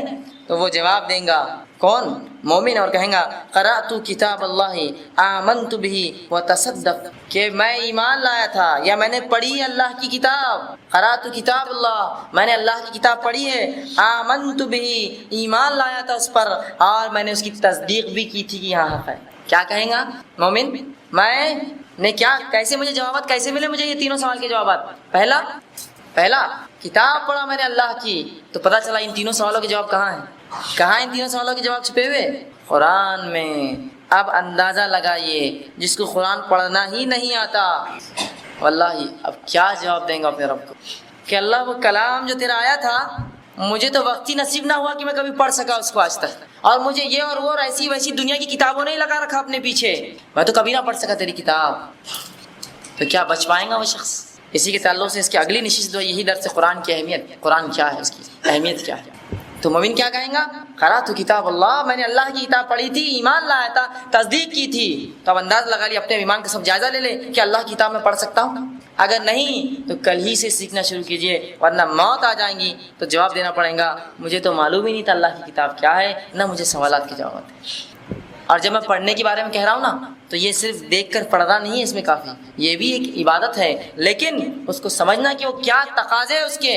اور آج اللہ کی کتاب سے لوگوں کو ایسا دور رکھا جاتا ہے، حتیٰ کہ یہ قول بھی ذلیل لوگ اپنے منہ سے کیسے نکالتے ہیں کہ قرآن پڑھنے سے گمراہ ہو جاؤں گا۔ بدترین قول، گمراہ کن قول ایک دم اپنے منہ سے، اللہ کی کتاب اپنے بندوں کے لیے، اور تم یہ کہتے ہو کہ یہ گمراہ کرتی ہے، تم علماء حق میں سے نہیں، علماء سے سو میں سے ہو، تم اس امت کے بگڑے ہوئے علماء، کہ اللہ کی کتاب کے تعلق سے یہ عقیدہ یہ گمراہ کرتی ہے۔ اگر یہ کتاب گمراہ کرتی ہے تو مجھے بتائیے دنیا میں مجھے ہدایت کون دیں گا اب؟ کہ اللہ کی کتاب تو گمراہ کر دے رہی ہے مجھے، کہاں جاؤں؟ کیا میرا سہارا باقی ہے؟ میرے رب نے تو گمراہ کن کتاب بھیج دی میرے پاس، اب ہدایت کی کتاب کون لائے میرے لیے؟ سب سے پہلا تینوں سوال کا جواب کہاں چھپا ہے؟ قرآن اور اس پہ عمل پہ۔ 3 صحابی اللہ کے رسول صلی اللہ علیہ وسلم کے پاس ہے، بخاری کی روایت، کہا رسول اللہ کی زندگی، اخلاق، حال احوال کیسے تھے؟ تو کیا قرآن نہیں پڑھا کبھی؟ وہی ہے رسول کی زندگی، جاؤ قرآن نہیں پڑھا، وہی رسول کی زندگی ہے۔ ہم نے تو پڑھا ہی نہیں، تو کیا رسول کی زندگی اور کیا قرآن اور کیا کتاب؟ تو فرشتے پوچھیں گے کیسے جواب دیا؟ کہیں گے قرآن پڑھا تھا میں نے، اللہ کی کتاب پڑھا تھا، ایمان لایا تھا، تصدیق کی تھی، مطلب عمل کیا تھا اس کے مطابق۔ تو جو اللہ کی کتاب کو پڑھے، اس کو سمجھے، اس پر عمل کرے، وہی بچنے والا ہے، بقیہ کوئی نہیں بچے گا اس عذاب سے اور اس خبر کے جو اللہ کی سے۔ اب آئیے اس شخص کا حال، جب پوچھا جائے گا تو نے جواب کیوں نہیں دیے، جواب کیوں نہیں آئے تجھے اس کے؟ تو وہ کہیں گا، یا فرشتے کہیں گے کیا قرآن نہیں پڑھا تھا؟ جواب جب اسے نہیں آئے گا، فرشتے پوچھیں گے کیا تو نے قرآن نہیں پڑھا تھا؟ تو کہیں گا نہیں، میں نے قرآن نہیں پڑھا تھا۔ رسول اللہ صلی اللہ علیہ وسلم فرماتے ہیں ایک فرشتہ جو کہ اندھا اور بہرا ہوں گا وہ کھڑا کر دیا جائے گا، وہ پوچھیں گے قرآن پڑھا تھا؟ وہ کہیں کیوں نہیں پڑھا تھا؟ اور رسول اللہ فرماتے ہیں وہ اس کے ہاتھ میں گز ہوں گی، لوہے کی سلاخ ہوں گی، اور وہ اس زور سے اس کے سر پہ دے ماریں گا کہ زمین و آسمان کی تمام مخلوق اس کی چیخ سنیں گی سوائے انسان اور جنات کچھ، جو پڑھیں گی گز سر، قرآن نہیں پڑھا۔ دوسری روایت میں آتا ہے کہ ایک فرشتہ دوسرا جو کہ اندھا اور بہرا ہوگا ہتھوڑے لے کر آئیں گا اور دونوں ہتھوڑے زور سے کن پٹی پہ ماریں گا اس شخص کے، اس کا بھیجا نکل کے باہر۔ رسول نے فرمایا یہ کیوں ہوگا اس کے ساتھ؟ اس لیے، یا جو بات علماء کہتے ہیں اس کے ساتھ ایسا کیوں ہوگا؟ اس لیے کہ یہ دماغی تو مرکز تھا ہر چیز کا، اسی سے تو نے نہیں سمجھا نا اللہ کی کتاب کا، یہ دماغ تو مرکز تھا، تو نے اسی سے نہیں سمجھا، سب سے پہلے اذیت اور عذاب اسی پہ دیا جائیں گا۔ دنیا کے تمام علوم حاصل کیے، بڑے اور چھوٹے، اچھے اور برے، لیکن جب میری کتاب کا معاملہ آیا تو تجھے کچھ نہ سمجھ آیا، کچھ نہ سمجھ پڑی تجھے، سمجھ آیا بات؟ تو قرآن پڑھیے اس سے پہلے کہ یہ موقع آئے کہ گز اور ہتھوڑے اور اس قسم کی چیزیں جو ہے ہمارے سروں پر پڑے، یہ بہت بری بات ہے۔ اور سب سے اہم چیز جو ہے وہ یہ ہے کہ کلمہ توحید پر ہماری موت آئے۔ جو باتیں ہم نے اس سے سیکھی وہ کیا ہے؟ سب سے پہلی چیز کہ کلمہ توحید پر ہماری موت آئے۔ قرآن مجید ہی وہ کتاب ہے جو ہماری ان سوالات کے جواب دیتی ہے، اور کلمہ توحید ہی وہ کلمہ ہے جس پر اگر ہم نے زندگی گزاری تو قبر میں آسانی یہی کریں گی ہمارے لیے، ٹھیک ہے؟ تو ابھی 2 کام ہمیں جو طے کرنا ہے کہ ہم ایمان پر رہیں گے اور اس ساتھ شرک نہیں کریں گے اللہ کے ساتھ، ایک اللہ کو مانیں گے اور اسی کتاب کی قرات کریں گے، اس کو پڑھیں گے، اسے سمجھیں گے، اس پر عمل کریں گے، تبھی جو ہے ہمیں ہدایت ملیں گی، ورنہ ہم گمراہ ہو جائیں گے، یاد رکھیے، ورنہ ہم گمراہ ہوں گے اور خبر میں سوالات کے جوابات بھی نہیں دے پائیں گے، ٹھیک ہے؟ اب وہ اعمال جو قبر کے فتنے سے بچانے والے ہیں، وہ اعمال جو انسان کو قبر کے فتنے سے بچاتے ہیں، وہ اعمال کیا ہے وہ بھی جان لیجیے تھوڑے سے۔ اللہ کے رسول صلی اللہ علیہ وسلم فرماتے ہیں وہ اعمال جو قبر کے فتنے سے انسان کو نجات دلائیں گے وہ ہے جو ارشاد نبوی ہے کہ اللہ کی راہ میں جان دینا، یہ عذاب قبر سے جو انسان کو مستثنا کر دیتا ہے۔ ایک شخص اللہ کی راہ میں شہید ہوا، اسے عذاب قبر نہیں ہوتا ہے، یقیناً اس کا حساب کتاب ہوگا قیامت دن، لیکن عذاب قبر اسے نہیں ہے۔ اس طرح آپ صلی اللہ علیہ وسلم فرماتے ہیں کہ ایک ایسا شخص جو اسلامی مملکت، اسلامی حکومت کی ریاستوں کی سرحد کی جو ہے نگرانی کرتا تھا، ایسا شخص بھی ہے جس کو جو ہے اللہ کے رسول فرماتے ہیں اس کو بھی جو ہے قبر کا عذاب نہیں ہے، یہ بھی مستبد جائیں گا اس عذاب سے۔ تیسرا رسول اللہ فرماتے ہیں سورہ ملک کو جو شخص بکثرت پڑھے گا تو وہ شخص بھی جو ہے فتنہ قبر ملوث نہیں ہوں گا، عذاب قبر اس پہ نہیں ہوں گا۔ اور آپ صلی اللہ علیہ وسلم کے تعلق سے آتا ہے آپ ہر رات سونے سے پہلے اس کی تلاوت کرتے تھے، لیکن یاد رکھیے جب میں یہ ساری باتیں بتا رہا ہوں، شہادت اور اس کے بعد جو ہے مراتبہ یا اسلامی فوج کی جو مسلمانوں کی حکومتوں کی جو ہے حفاظت کرنا، یہ تمام چیزیں کب جہنم کی فتنہ قبر کے عذاب سے بچائیں گی؟ جب توحید اور قرآن پڑھا ہوگا، یہ شرط ہے پہلے۔ اگر مشرک تھا اور کتنے ہی حفاظت کی اور کتنے ہی سورہ ملک پڑھ ڈالے، ثواب ملے گا اس کو؟ کچھ بھی نہیں ملے گا، اس لیے کہ جو اصل ہے وہ توحید ہے اور اصل جو ہے وہ اللہ کی کتاب، اس کے بعد یہ ساری چیزیں یاد رکھیں۔ تیسری چوتھی چیز رسول اللہ صلی اللہ علیہ وسلم فرماتے ہیں تلاوت قرآن مجید، جو قرآن مجید بھی جو عذاب قبر سے محفوظ رکھیں گا۔ جو شخص قرآن مجید پڑھیں گا وہ عمل بھی اس کو عذاب قبر سے محفوظ ہے۔ اسی طرح فرماتے 5ویں چیز مسجد کی طرف اٹھنے والے قدم، کہ جو شخص مسجد کی طرف بڑھے گا، رسول اللہ فرماتے مسجد کی طرف چلنے والے قدم جو ہیں ان کو بھی اللہ سبحانہ تعالیٰ قبر کے عذاب سے، قبر کے فتنے سے بچائیں گا۔ مسجد کی طرف اٹھنے والے قدم مطلب کیا؟ جو نمازوں کو جاتے ہیں 5۔ اسی طرح آپ فرماتے ہیں کہ نماز، روزہ، زکوٰۃ، نفلی صدقات، نفلی نماز اور صلہ رحمی، یہ بھی لوگوں کو جو ہے قبر کے فتنے سے بچاتی ہے۔ اور رسول اللہ صلی اللہ علیہ وسلم فرماتے ہیں لوگوں سے نیکی کرنا یہ بھی عذاب قبر سے آپ کو جو پناہ دیتی ہے۔ آپ نے فرماتے ہیں ارشاد مبارک ہے کہ قبر میں جب عذاب کا فرشتہ سر کی طرف سے انسان کے پاس آتا ہے جو مرا ہوا ہے، تو اللہ کے رسول نماز کہتی ہے کہ اس طرف سے راستہ نہیں ہے، اس طرف سے راستہ نہیں ہے تمہارے لیے۔ اور جب اللہ کے رسول فرماتے ہیں کہ وہ جو ہے وہ شخص جو ہے عذاب کا فرشتہ جو ہے وہ پاؤں کی طرف سے آتا ہے، تو اللہ کے رسول صلی اللہ علیہ وسلم فرماتے ہیں کہ اسے جو ہے پاؤں کی طرف سے جب فرشتہ آتا ہے تو اسے کہا جاتا ہے، تو زکوٰۃ اس کا روزہ کہتا ہے یہاں سے بھی جو ہے جگہ نہیں جانے گی تم، اور جب دائیں اور بائیں سے آتا ہے تو اس کی جو ہے نفلی صدقات، اور وہ کہتے ہیں یہاں سے بھی تمہارے لیے جگہ نہیں جانے کی، یہاں سے تم نہیں جا سکتے اس شخص۔ تو یہ سارے عمل بچائیں گے۔ اسی طرح آپ صلی اللہ علیہ وسلم ایک اور روایت میں فرماتے ہیں کہ 2 اور چیزیں ہیں کہ جمعہ کے دن یا جمعہ کی رات مرنا یہ بھی عذاب قبر سے مستثنا ہے۔ بہرحال حساب و کتاب قیامت دن ہوگا، اس سے مستثنا نہیں ہے، اس سے چھوٹ نہیں ہے، صرف عذاب قبر سے، اس کی فتنے سے چھوٹ ہوگی۔ اور اسی طرح آپ فرماتے ہیں پیٹ کی بیماری سے جو شخص مرے یہ بھی عذاب قبر سے، عذاب قبر کے فتنے سے بچ جائے گا۔ بہرحال یہ دونوں حالتیں انسان کے اختیار میں نہیں ہیں، جمعہ کے دن مرنا بھی اس کے اختیار میں نہیں ہے اور پیٹ کی بیماری سے مرنا اختیار ہے، لیکن جو اختیار میں وہ کیا ہے؟ وہ عمل رد شہادت، اسلامی فوج، اسلامی لشکر کی یا حکومتوں کی پہرے داری کرنا، سورہ ملک بکثرت تلاوت کرنا اور خاص طور سے سوتے وقت، اسی طرح جو تلاوت قرآن مجید، اسی طرح جو مسجد کو جانا 5، اسی طرح نماز، روزہ، نفلی روزہ اور نفلی جو ہے نماز، اور صلہ رحمی رشتوں کو جوڑنا اور انسانوں کے ساتھ اچھا سلوک کرنا، یہ ہمارے بس میں ہے۔ اور یہ 2 چیزیں جو اور آتی ہیں 13 اور 14، 12 تو یہ ہے وہ ہمارے بس میں نہیں ہے، وہ اللہ کے اختیار میں ہے، کون کس دن مرے گا، جمعہ ہو یا ہفتہ ہو یا اتوار یا پیر، بہرحال وہ ہے۔ تو یہ چیزیں تھیں چند چیزیں جو انسان کو جو ہے قبر کے عذاب سے جو ہے یا قبر کے فتنے سے جو ہے محفوظ رکھیں گی۔ لیکن آج ہم دیکھتے ہیں اس کے معاملے میں اتنے بدعقیدے ہم نے کر لیے اور ایسی ایسی باتیں کر لی کہ آج قبر کا عذاب بھی ہمیں ڈراتا نہیں ہے، بلکہ قبر کا عذاب جب سنتے ہیں تو اس کو ہم مذاق سمجھتے ہیں، ہاں ہوگا دیکھا جائے گا، یا جب ہوگا جب دیکھا جائے گا، ابھی سے کیا کرنا ہے، یہ قسم کے ہمارے اقوال ہیں۔ اور یہ دیکھا گیا لوگوں کہتے ہوئے ہم موت سے نہیں ڈرتے، موت کو جانا ہی نہیں تو کیا معلوم کہ اس کا ڈر کیا ہوتا ہے۔ جب موت کی سختیاں جان رہے ہیں تو جب سمجھیں گے موت سے ڈر ہونا چاہیے۔ ابو ہریرہ رضی اللہ عنہ کے تعلق سن لیجیے، آپ کی موت کا وقت آیا تو رونے لگے، لوگوں نے کہا ابو ہریرہ کیا دنیا چھوڑنے کا غم ہے تمہیں؟ تو کہا نہیں، دنیا چھوڑنے کا غم نہیں ہے، لیکن راستہ بہت لمبا ہے اور زاد راہ، راستے کا سامان بہت تھوڑا میں نے کمایا ہے، راستہ لمبا ہے اور میں نے ایک ایسے ٹیلے پر شام گزاری ہے کہ اس ٹیلے کے آگے مجھے نہیں پتا کہ میرے لیے اچھائی ہے، برائی ہے، یا جنت ہے یا جہنم ہے۔ یہ صحابی رسول کا معاملہ۔ ہاں کسی نے بہت زیادہ عمل کیا تو وہ کہے کہ بھائی میں موت سے نہیں ڈرتا، لیکن بڑے بڑے صحابہ موت سے ڈرتے تھے، اس لیے کہ ویسے اعمال نہیں تھے ہمارے پاس یا ان کے پاس، وہ سوچتے سمجھتے تھے، حالانکہ نیکیوں میں ہم سے بہت زیادہ آگے تھے، لیکن وہ یہ سمجھتے تھے یہ کچھ بھی نہیں ہے، یہ تو بالکل زیادہ راہ، سامان راہ، توشہ راہ بہت تھوڑا سا ہو گیا اور راستہ بہت لمبا گزارنا ہے۔ عثمان بن عفان رضی اللہ عنہ کے تعلق سے آتا ہے کہ قبر پہ جب بھی جاتے گزرتے تو وہاں اتنا کثرت سے روتے کہ آپ کی داڑھی پوری جو ہے آنسوؤں سے تر ہو جاتی۔ عمر بن خطاب رضی اللہ عنہ کے تعلق سے آتا ہے کہ قبر کے عذاب کا جب معلوم واقعہ سنتے قبر سے گزرتے تو اس طرح سے روتے کہ آپ کی آنکھوں پہ کالے حلقے پڑ گئے تھے۔ اس طرح ابوبکر صدیق رضی اللہ عنہ کے تعلق سے آتا ہے کہ جب قبر کے عذاب کی بات ہوتی تو یہ جو ہے رو اٹھتے، حتیٰ کہ چہرے پر نشان پڑ گیا آپ کے چہرے مبارک پر آنسوؤں کے گرنے سے۔ اس طرح جو ہے ایک صحابی کے سامنے جب رسول اللہ نے قبر کی فتنے اور عذاب کے بارے میں کہا تو انہوں نے کہا کاش کہ میں ایک جھاڑ ہوتا کوئی مجھے کاٹ کر جلا دیتا، میں انسان نہ ہوتا اس لیے کتنا مبتلا کیا جاؤں قبر کے عذاب۔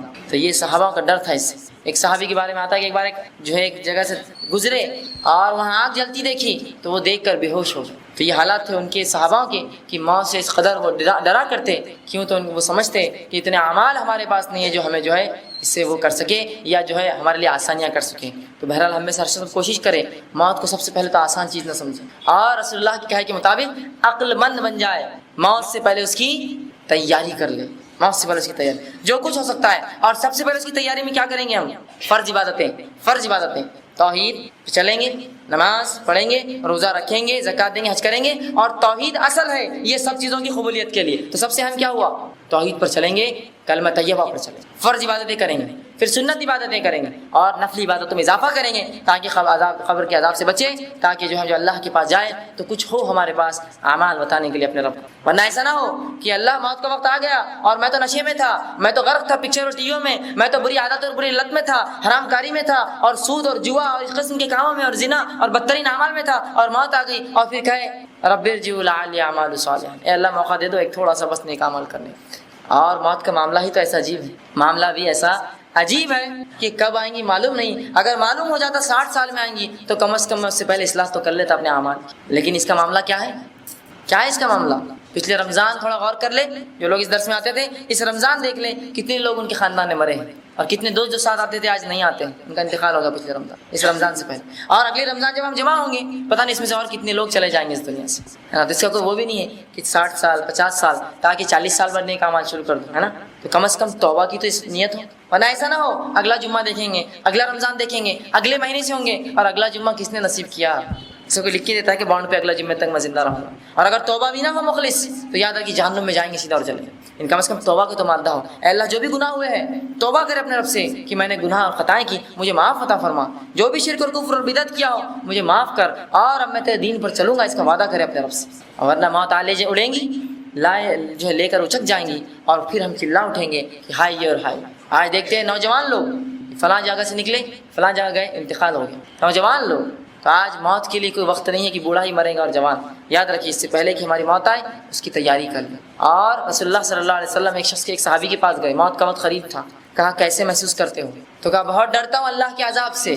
کہا اور کیسا محسوس کرتے ہو؟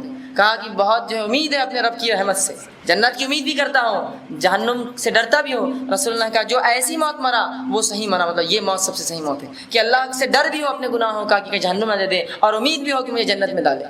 اب کچھ لوگ نا امید ہو کر بیٹھے اپنے رب سے، میں تو جہنم ہی بولتے ہیں دنیا میں، اور کچھ لوگ اپنے آپ کو چلتا پھرتا جنتی سمجھتے ہیں، بس میں تو جنت میں جا رہا ہوں سیدھا، میں تو رسول کے خاندان سے، نبی کے، ولی کے، شہداؤں کے، صالحین کے خاندان سے ہوں، میں تو جنت میں جاؤں گا۔ اور یہ صحابی یہ رسول اللہ صلی اللہ علیہ وسلم کے اصحاب اور ان کے دوست ہیں، جب وہ کہہ رہے کہ مجھے جہنم سے ڈر ہے اور جنت کی امید ہے تو ہم کون ہوتے ہیں کہنے والے کہ میں جنت میں جاؤں گا سیدھا۔ اور گمراہی اتنی ہو چکی ہے، جب کسی کا انتقال ہوتا ہے تو لوگ کہتے ہیں ان کی مغفرت کی دعا مت کیجیے، ان کے جنت میں بلند درجے کی دعائیں کیجیے۔ سوال یہ ہے کہ اس نے دیکھا کون جنت میں اور کون جہنم میں جائے گا؟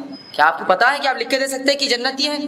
تو ذرا اگر ایسا ہے تو ذرا وہ 3 لوگوں کو اپنے ذہن میں لا لیجیے، وہ شہید، وہ حافظ اور عالم، اور وہ سخی، جو دنیا میں شہید تھے، حافظ اور عالم کہلائے اور مالدار کہلائے، اللہ کی راہ میں خرچ کرنے والے، جہنم انہی سے دہکائے جائیں گے۔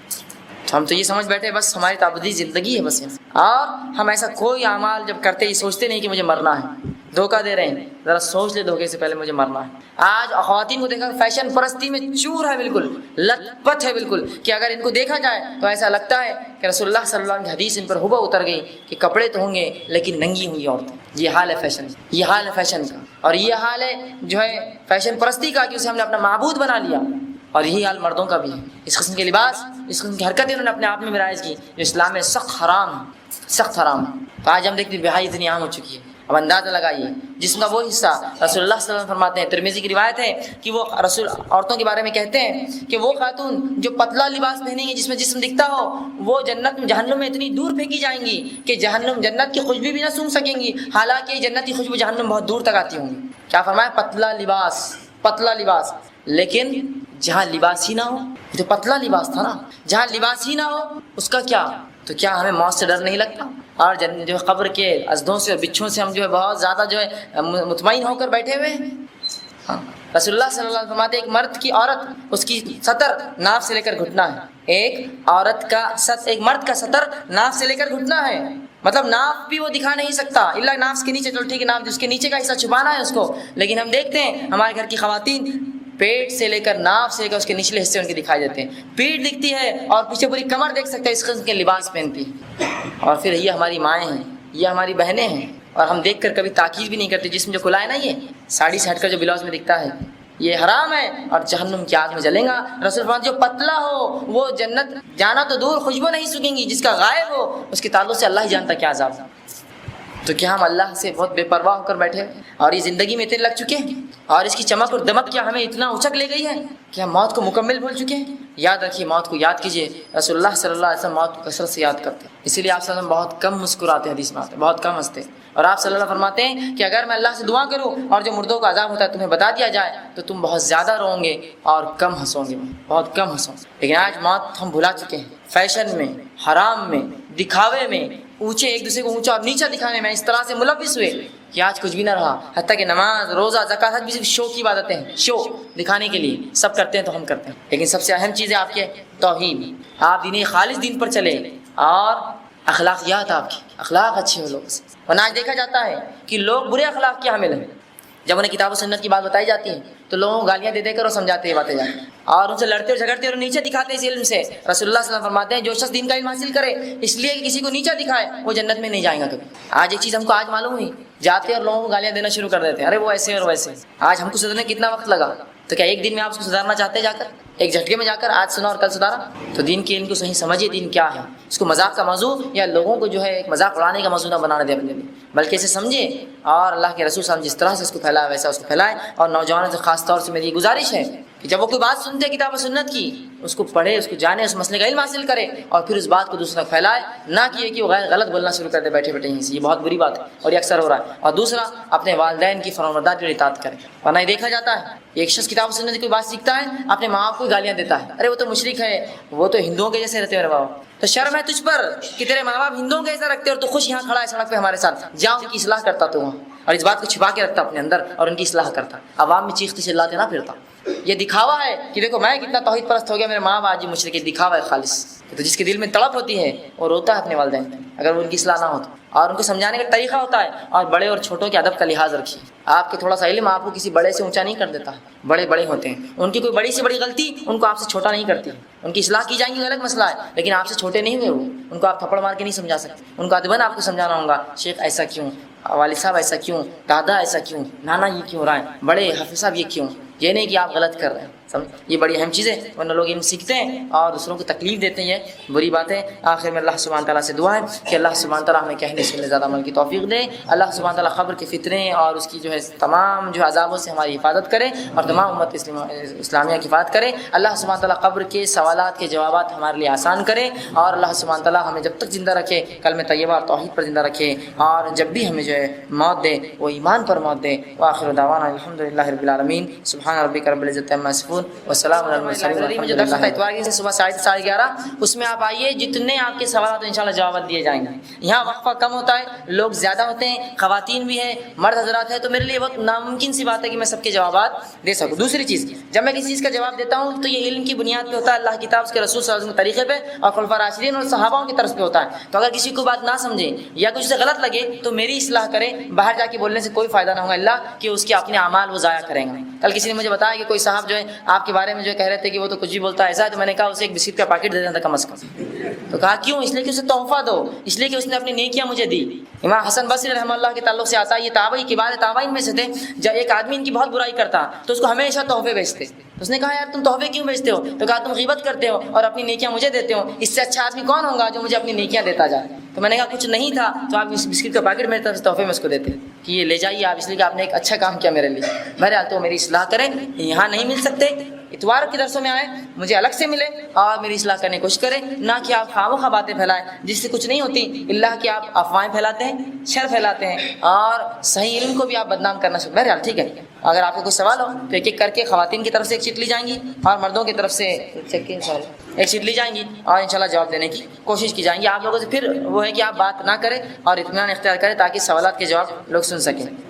لوگ کہتے ہیں کہ حساب کتاب قیامت کے روز ہوگا، پھر کیسے ہمیں پتہ چلے گا قبر میں ہم جنت میں ہوں گے یا جہنمی ہوں گے؟ بڑا اچھا سوال کیا کہ حساب و کتاب تو قیامت کے دن ہوگا، تو پھر ہمیں کیسا پتہ چلے گا کہ ہم جنتی یا جہنمی ہوں گے؟ تو اس معاملے میں بات یاد رکھیے کہ ایک انسان نے جو زندگی میں اعمال کیا اس کو آخری مطلب جنت یا جہنم کے فیصلے سے پہلے اپنا ٹھکانہ بتا دیا جائے گا اور ہلکی سزا دینا شروع ہو جائیں گی۔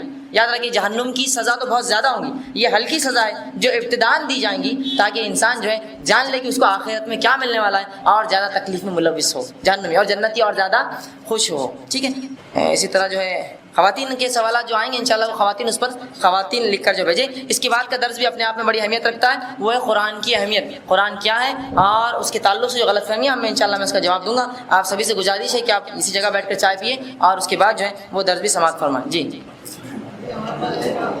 آواز تھوڑی سی آپ نیچے رکھیے سوال تاکہ آپ بھی سن سکیں میں بھی.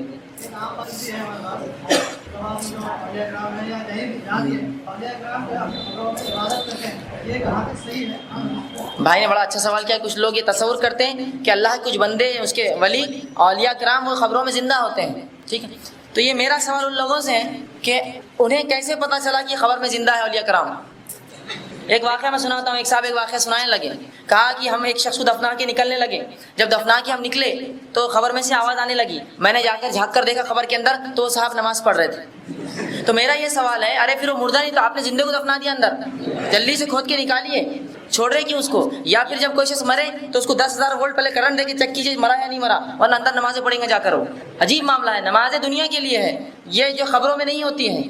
تو عجیب عجیب اقوال ہے کہ کب خبروں میں زندہ ہے اور اپنی خبروں میں. ہاں اگر کوئی کہے خبر میں بھی زندہ ہے تو کیسے زندہ ہے؟ برزخ میں ہے. اور ویسے تو آپ میں سب زندہ رہیں گے. پھر جیسا جہنمی کو عذاب کا مزہ مل رہا تو جنتیوں کو جنت کا مزہ مل رہا, تو ویسے تو میں اور آپ بھی رہیں گے. اس میں کیا پھر اولیاء میں فرق ہے؟ بہرحال تو یہ بہت غلط عقیدہ ہے کہ وہ زندہ ہے ہو دنیا کیسا, کھاتے پیتے نماز روزہ کرتے ہیں. یہ بری بات ہے. حدیث میں آ گیا نیک انسان سورج ڈوبتا ہوا دیکھیں گا, بولے گا نماز کا وقت کہا جائے گا اب نماز نہ رہی, تو وہ کہیں گے ہاں ٹھیک ہے, اور جو ہے پھر وہ آرام سے لیٹ جائیں گے. اسی طرح ایک سوال ہے, جو لوگ باڈی کو جلاتے ہیں تو ان کے ساتھ کیسا ویوہار ہوگا؟ کیا یہ بھی جو ہے یا کوئی جانور کھا لیا؟ بڑا اچھا سوال کیا کہ ایک انسان مر گیا اور جلا دیا اس کو. اب آپ تو خبر کی باتیں کر رہے ہیں ہم لوگ, انسان تو جل گیا تو کیا؟ تو اسی لیے میں نے کہا یہ جو سوال جو حساب و کتاب ہو رہا ہے یہ برزخ کے عالم میں ہوتا ہے, جس کو ہم اپنی زبان میں قبر کی زندگی کہتے ہیں, لیکن در حقیقت ایک مقام ہے جسے برزخ کہتے ہیں, عالم برزخ, وہاں ہو رہے. تو ایک انسان اگر جل بھی گیا, راکھ بھی بنا دیا گیا اور 1000 ندیوں میں بھی اس کی راکھ بہائی گئی تو اللہ عالم برزخ میں سے واپس اٹھا لیں گے. کیا مشکل اللہ کے لیے؟ آئیے ایک حدیث سنی, مسلم کی ایک روایت ہے. آپ صلی اللہ علیہ وسلم فرماتے ہیں ایک شخص تھا, اس نے اپنے بیٹوں سے وصیت کی جب میں مر جاؤں تو مجھے جلانا اور تیز ہوا میں الگ الگ مقامات پر اڑا دینا, تاکہ اگر اللہ قادر ہوں گا تو مجھے واپس اٹھا لیں گے. قادر ہوں گا تو جیسی ہی اس کو جلا کر آگ اڑائی گئی, اللہ کے رسول فرماتے اللہ نے اسے کھڑا کر دیا اس کے سامنے. کہا اے میرے بندے ایسا کیوں کہا تھا جلانے کا؟ تو کہا اللہ میں تجھ سے ڈرتا تھا, اب میرے اعمال اتنے خراب تھے تو میں نے اس لیے یہ حکم دیا تھا. تو پتہ کیا چلا, اس سے بھی جلا کر بھی اڑا دیا جائے یا 1000 ندیوں میں بہا دیا جائے, اللہ اس کو جمع کر لیں گے. اور یہ کہاں گا سارا معاملہ عالم برزخ میں. اس کو لیکن ہم اپنے عام الفاظ میں کیا بولتے ہیں؟ قبر کی زندگی کہتے ہیں, لیکن یہ سب معاملہ کہاں گا؟ عالم برزخ میں ہونے والا ہے. جی, اور وہی مسئلہ جانور کے کھانے پر ہوگا. سوال خواتین ایک چٹھی پہ پھر ایک آپ سے لیتا ہوں انشاءاللہ, کہ آپ بیٹھ کر تھوڑا سا دیکھ لو, نمبر دیتے جاؤ, پھر میں اس سے پوچھتے جاتا ہوں. کیا یہ سلوک ایک بچہ جو پیدا ہو تو اس کے سوال یہ کہ کیا چھوٹا بچہ ہے اس کا انتقال ہوا تو کیا اس سے بھی یہی ہوگا؟ بہرحال واللہ عالم بالصواب, اس معاملے میں ہم نہیں جانتے کہ بچوں کے ساتھ کیا سلوک ہوگا یا جو پیدا ہوتے ہی مر جاتے ہیں. اس تعلق سے چونکہ مجھے کچھ علم نہیں ہے, لیکن عموماً جو حدیثوں میں جو الفاظ آ رہے ہیں وہ جب بھی کوئی مرتا ہے اس کے لیے یہی ہوتا ہے. بہرحال ہو سکتا ہے ان کے لیے ان کے ساتھ بھی جو عمومی بات ہے وہ یہی ظاہر ہو رہی ہے کہ ویسا ہی ہوتا ہوگا. اللہ کے اگر کچھ ہٹ کر ہوگا تو میرے ذہن میں ابھی وہ بات نہیں ہے, انشاءاللہ کوشش کروں گا کہ بعد میں جواب. لیکن بہرحال بچے جو ہے جتنے بھی ہوتے چاہے مسلمان کو کافر کو سب مومن ہوتے ہیں اور انشاءاللہ ان کے ساتھ اچھا ہی سلوک ہوگا.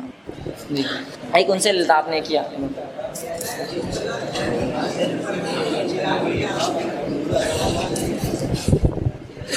اس کو ہلانا. جی بھائی نے بڑا اچھا سوال کیا. میں نے کہا کہ خبر میں نماز نہیں پڑھ سکتا کوئی, تو رسول اللہ جب معراج گئے تو آپ نے دیکھا کہ موسیٰ علیہ السلام خبر میں نماز پڑھ رہے تھے, تو یہ واقعہ بالکل درست ہے. اور وہ موسیٰ علیہ السلام ایک نبی ہے, اور نبیوں کا معاملہ عام انسانوں سے ہٹ کر ہوتا ہے خبر کے اندر. جیسے کہ آپ صلی اللہ علیہ وسلم فرماتے ہیں نبیوں کے جسموں کو جو ہے مٹی نہیں کھاتی, نبیوں کا جسم مٹی کے لیے حرام ہے. تو بہرحال یہ نبیوں کا معاملہ ہے, وہ ہٹ کر ہے. اور اگر کوئی بولتا ہے موسیٰ پڑھتے ہیں لہٰذا میرا ولی بھی پڑھتا ہے, تو نعوذ باللہ آپ نے اپنے ولی کو موسیٰ علیہ السلام سے موازنہ کر دیا لے جا کے. وہ موسیٰ علیہ السلام کی خصوصیت ہے, اس سے ہٹ کر جو دوسرے نبیوں کا رسول اللہ نہیں دیکھا. بہرحال تو بس وہ موسیٰ علیہ السلام کے حد تک ہی رکھے, اس سے ہٹ کر نہ. ایک سوال ان کا تھا کہ جو سکرات کی تکلیف ہوتے ہیں وہ اس کی وجہ سے جو ان کے گناہ معاف ہوتے ہیں, تو بہرحال یہ درست ہے, یہ درست بات ہے. رسول اللہ صلی اللہ علیہ وسلم فرماتے ہیں کوئی شخص اگر اس کو بخار آتا ہے تو اس کے گناہ ایسے جھڑتے ہیں جیسا سوکھے جھاڑ کو ہلانے سے اس کے پتے جھڑتے ہیں. تو بہرحال مومن کو جو بھی تکلیف دنیا میں آتی ہے اس پہ وہ صبر کرتا ہے, اس کا اسے اجر ہے. سکرات کا معاملہ ہو, بیماری کا معاملہ ہو, یا اسی طرح کوئی اور تکلیف ہو, اس پہ صبر کرے, اس کو ثواب. دوسرا ہے کہ کچھ لوگ مرتے تو قرآن ڈالا جاتا ہے, تو بہرحال یہ قرآن ڈالنا ایک بدعت ہے اور یہ قرآن کی بے حرمتی ہے. اس کا ان کو گناہ ملے گا جو بھی قبروں میں قرآن ڈالیں گے, اس لیے کہ قبرستان قرآن پڑھنے کی نماز پڑھنے کی جگہ نہیں ہے. ایک سوال لیڈیز کا ہے, کیا عذاب قبر کا تعلق قبر کے گڑھے سے ہے یا عالم برزخ سے؟ بہرحال عذاب قبر کا تعلق دونوں سے ہی ہے, قبر کے گڑھے سے بھی ہے اور برزخ سے بھی ہے. اس تعلق سے دونوں ہی روایت رسول اللہ سے ملتی ہے. جیسے آپ نے فرمایا قبر دباتی ہے, تو یہ قبر کے گڑھے کا معاملہ ہے. اور دوسرا مسئلہ کہ عالم برزخ میں بھی انہیں عذاب ملتا ہے.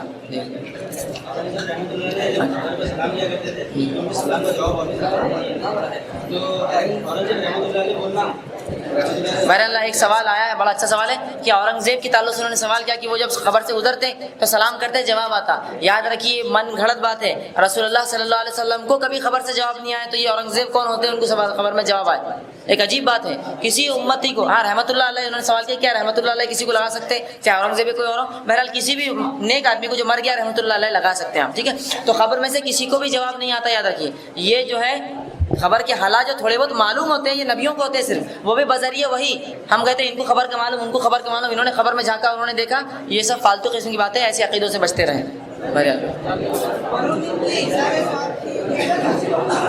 بھائی نے ایک اچھا سوال کیا، تھوڑا سا خاموشی اختیار کریں پھر آپ، کہ مرحومین جو لوگ مر چکے ہیں ان کے ایصال ثواب کے لیے کیا کریں؟ تو سب سے پہلے چیز یہ آپ یہ کہیں کہ میت کے ایصال ثواب کے لیے کیا کریں، اس لیے کہ جب مرحومین کہیں گے اس کا مطلب ہوتا ہے ان پر رحم ہو گیا۔ اب جس پر رحم ہو گیا تو اس کے لیے کیا کریں؟ بہرحال میت پر کیا کریں؟ تو میت کے ایصال کے لیے جو کام کر سکتے ہو یہ ہے کہ اس کی طرف سے مال خرچ کر سکتے ہیں ہم، مال۔ اس کی کوئی نیت تھی کنواں کھدانے کی، مسجد بنانے کی، سڑک بنانے کی، مدرسہ، بہرحال وہ کرنے سے ثواب ملے گا۔ اسی طرح اگر میت کے اوپر کچھ روزے تھے اور وہ رکھنا چاہتا تھا لیکن انتقال ہو گیا، وہ روزے آپ رکھ سکتے ہیں۔ اسی طرح میت کے بدلے آپ حج بدل ہے عمرے بدل بھی عمرہ یا حج کر سکتے ہیں، اس کا ثواب بھی اسے ملے گا۔ اسی طرح میت کے اوپر جو قرض ہے وہ قرض چکانے سے اس کو ثواب ہے، اس کو بھی ایصال ثواب انشاءاللہ عزیز ان کو ان سب چیزوں کا۔ اور نیک اولاد جو ان کی مغفرت کی دعا کرے یا نیک اولاد جو کچھ بھی کرے ان کو اس کا اجر ملے گا۔ اسی طرح کار خیر جو انہوں نے کیا، اچھے کام جو کر کے گئے اس کا بھی ملے گا۔ اسی طرح نافع علم جو چھوڑ کر گئے، نافع اچھا علم جس سے لوگ فائدہ اٹھاتے، ان تمام کا انہیں ثواب ملے گا، ٹھیک ہے؟ اس سے ہٹ کر لیکن کتاب و سنت میں دوسری باتیں نہیں آتی ہیں۔ جیسا کچھ لوگ کہتے ہیں قرآن پڑھنے کا ملے گا، رسول اللہ صلی اللہ علیہ وسلم ثابت نہیں قرآن پڑھنے کا ثواب ملتا ہے۔ کسی صحابی نے کبھی اپنے بیٹے کو وصیت نہیں کی اور کسی تابعین نے کبھی اپنے جو ہے بچوں کو وصیت نہیں کی ہمارے مرنے کے بعد قرآن پڑھنا، تو بہرحال یہ درست نہیں۔ اس سے ہٹ کر باقی جو میں نے بتایا وہ آپ کر سکتے ہیں۔ ایک منٹ کر لیتا ہوں۔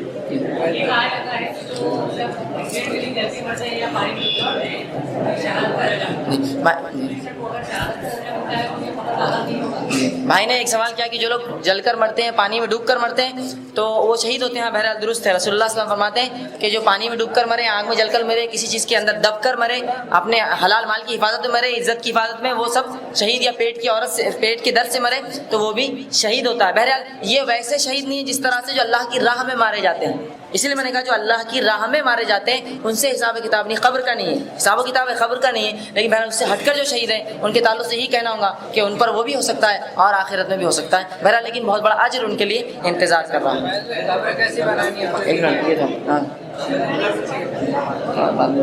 اس سے ریلیٹڈ نہیں ہے، چلا پہلے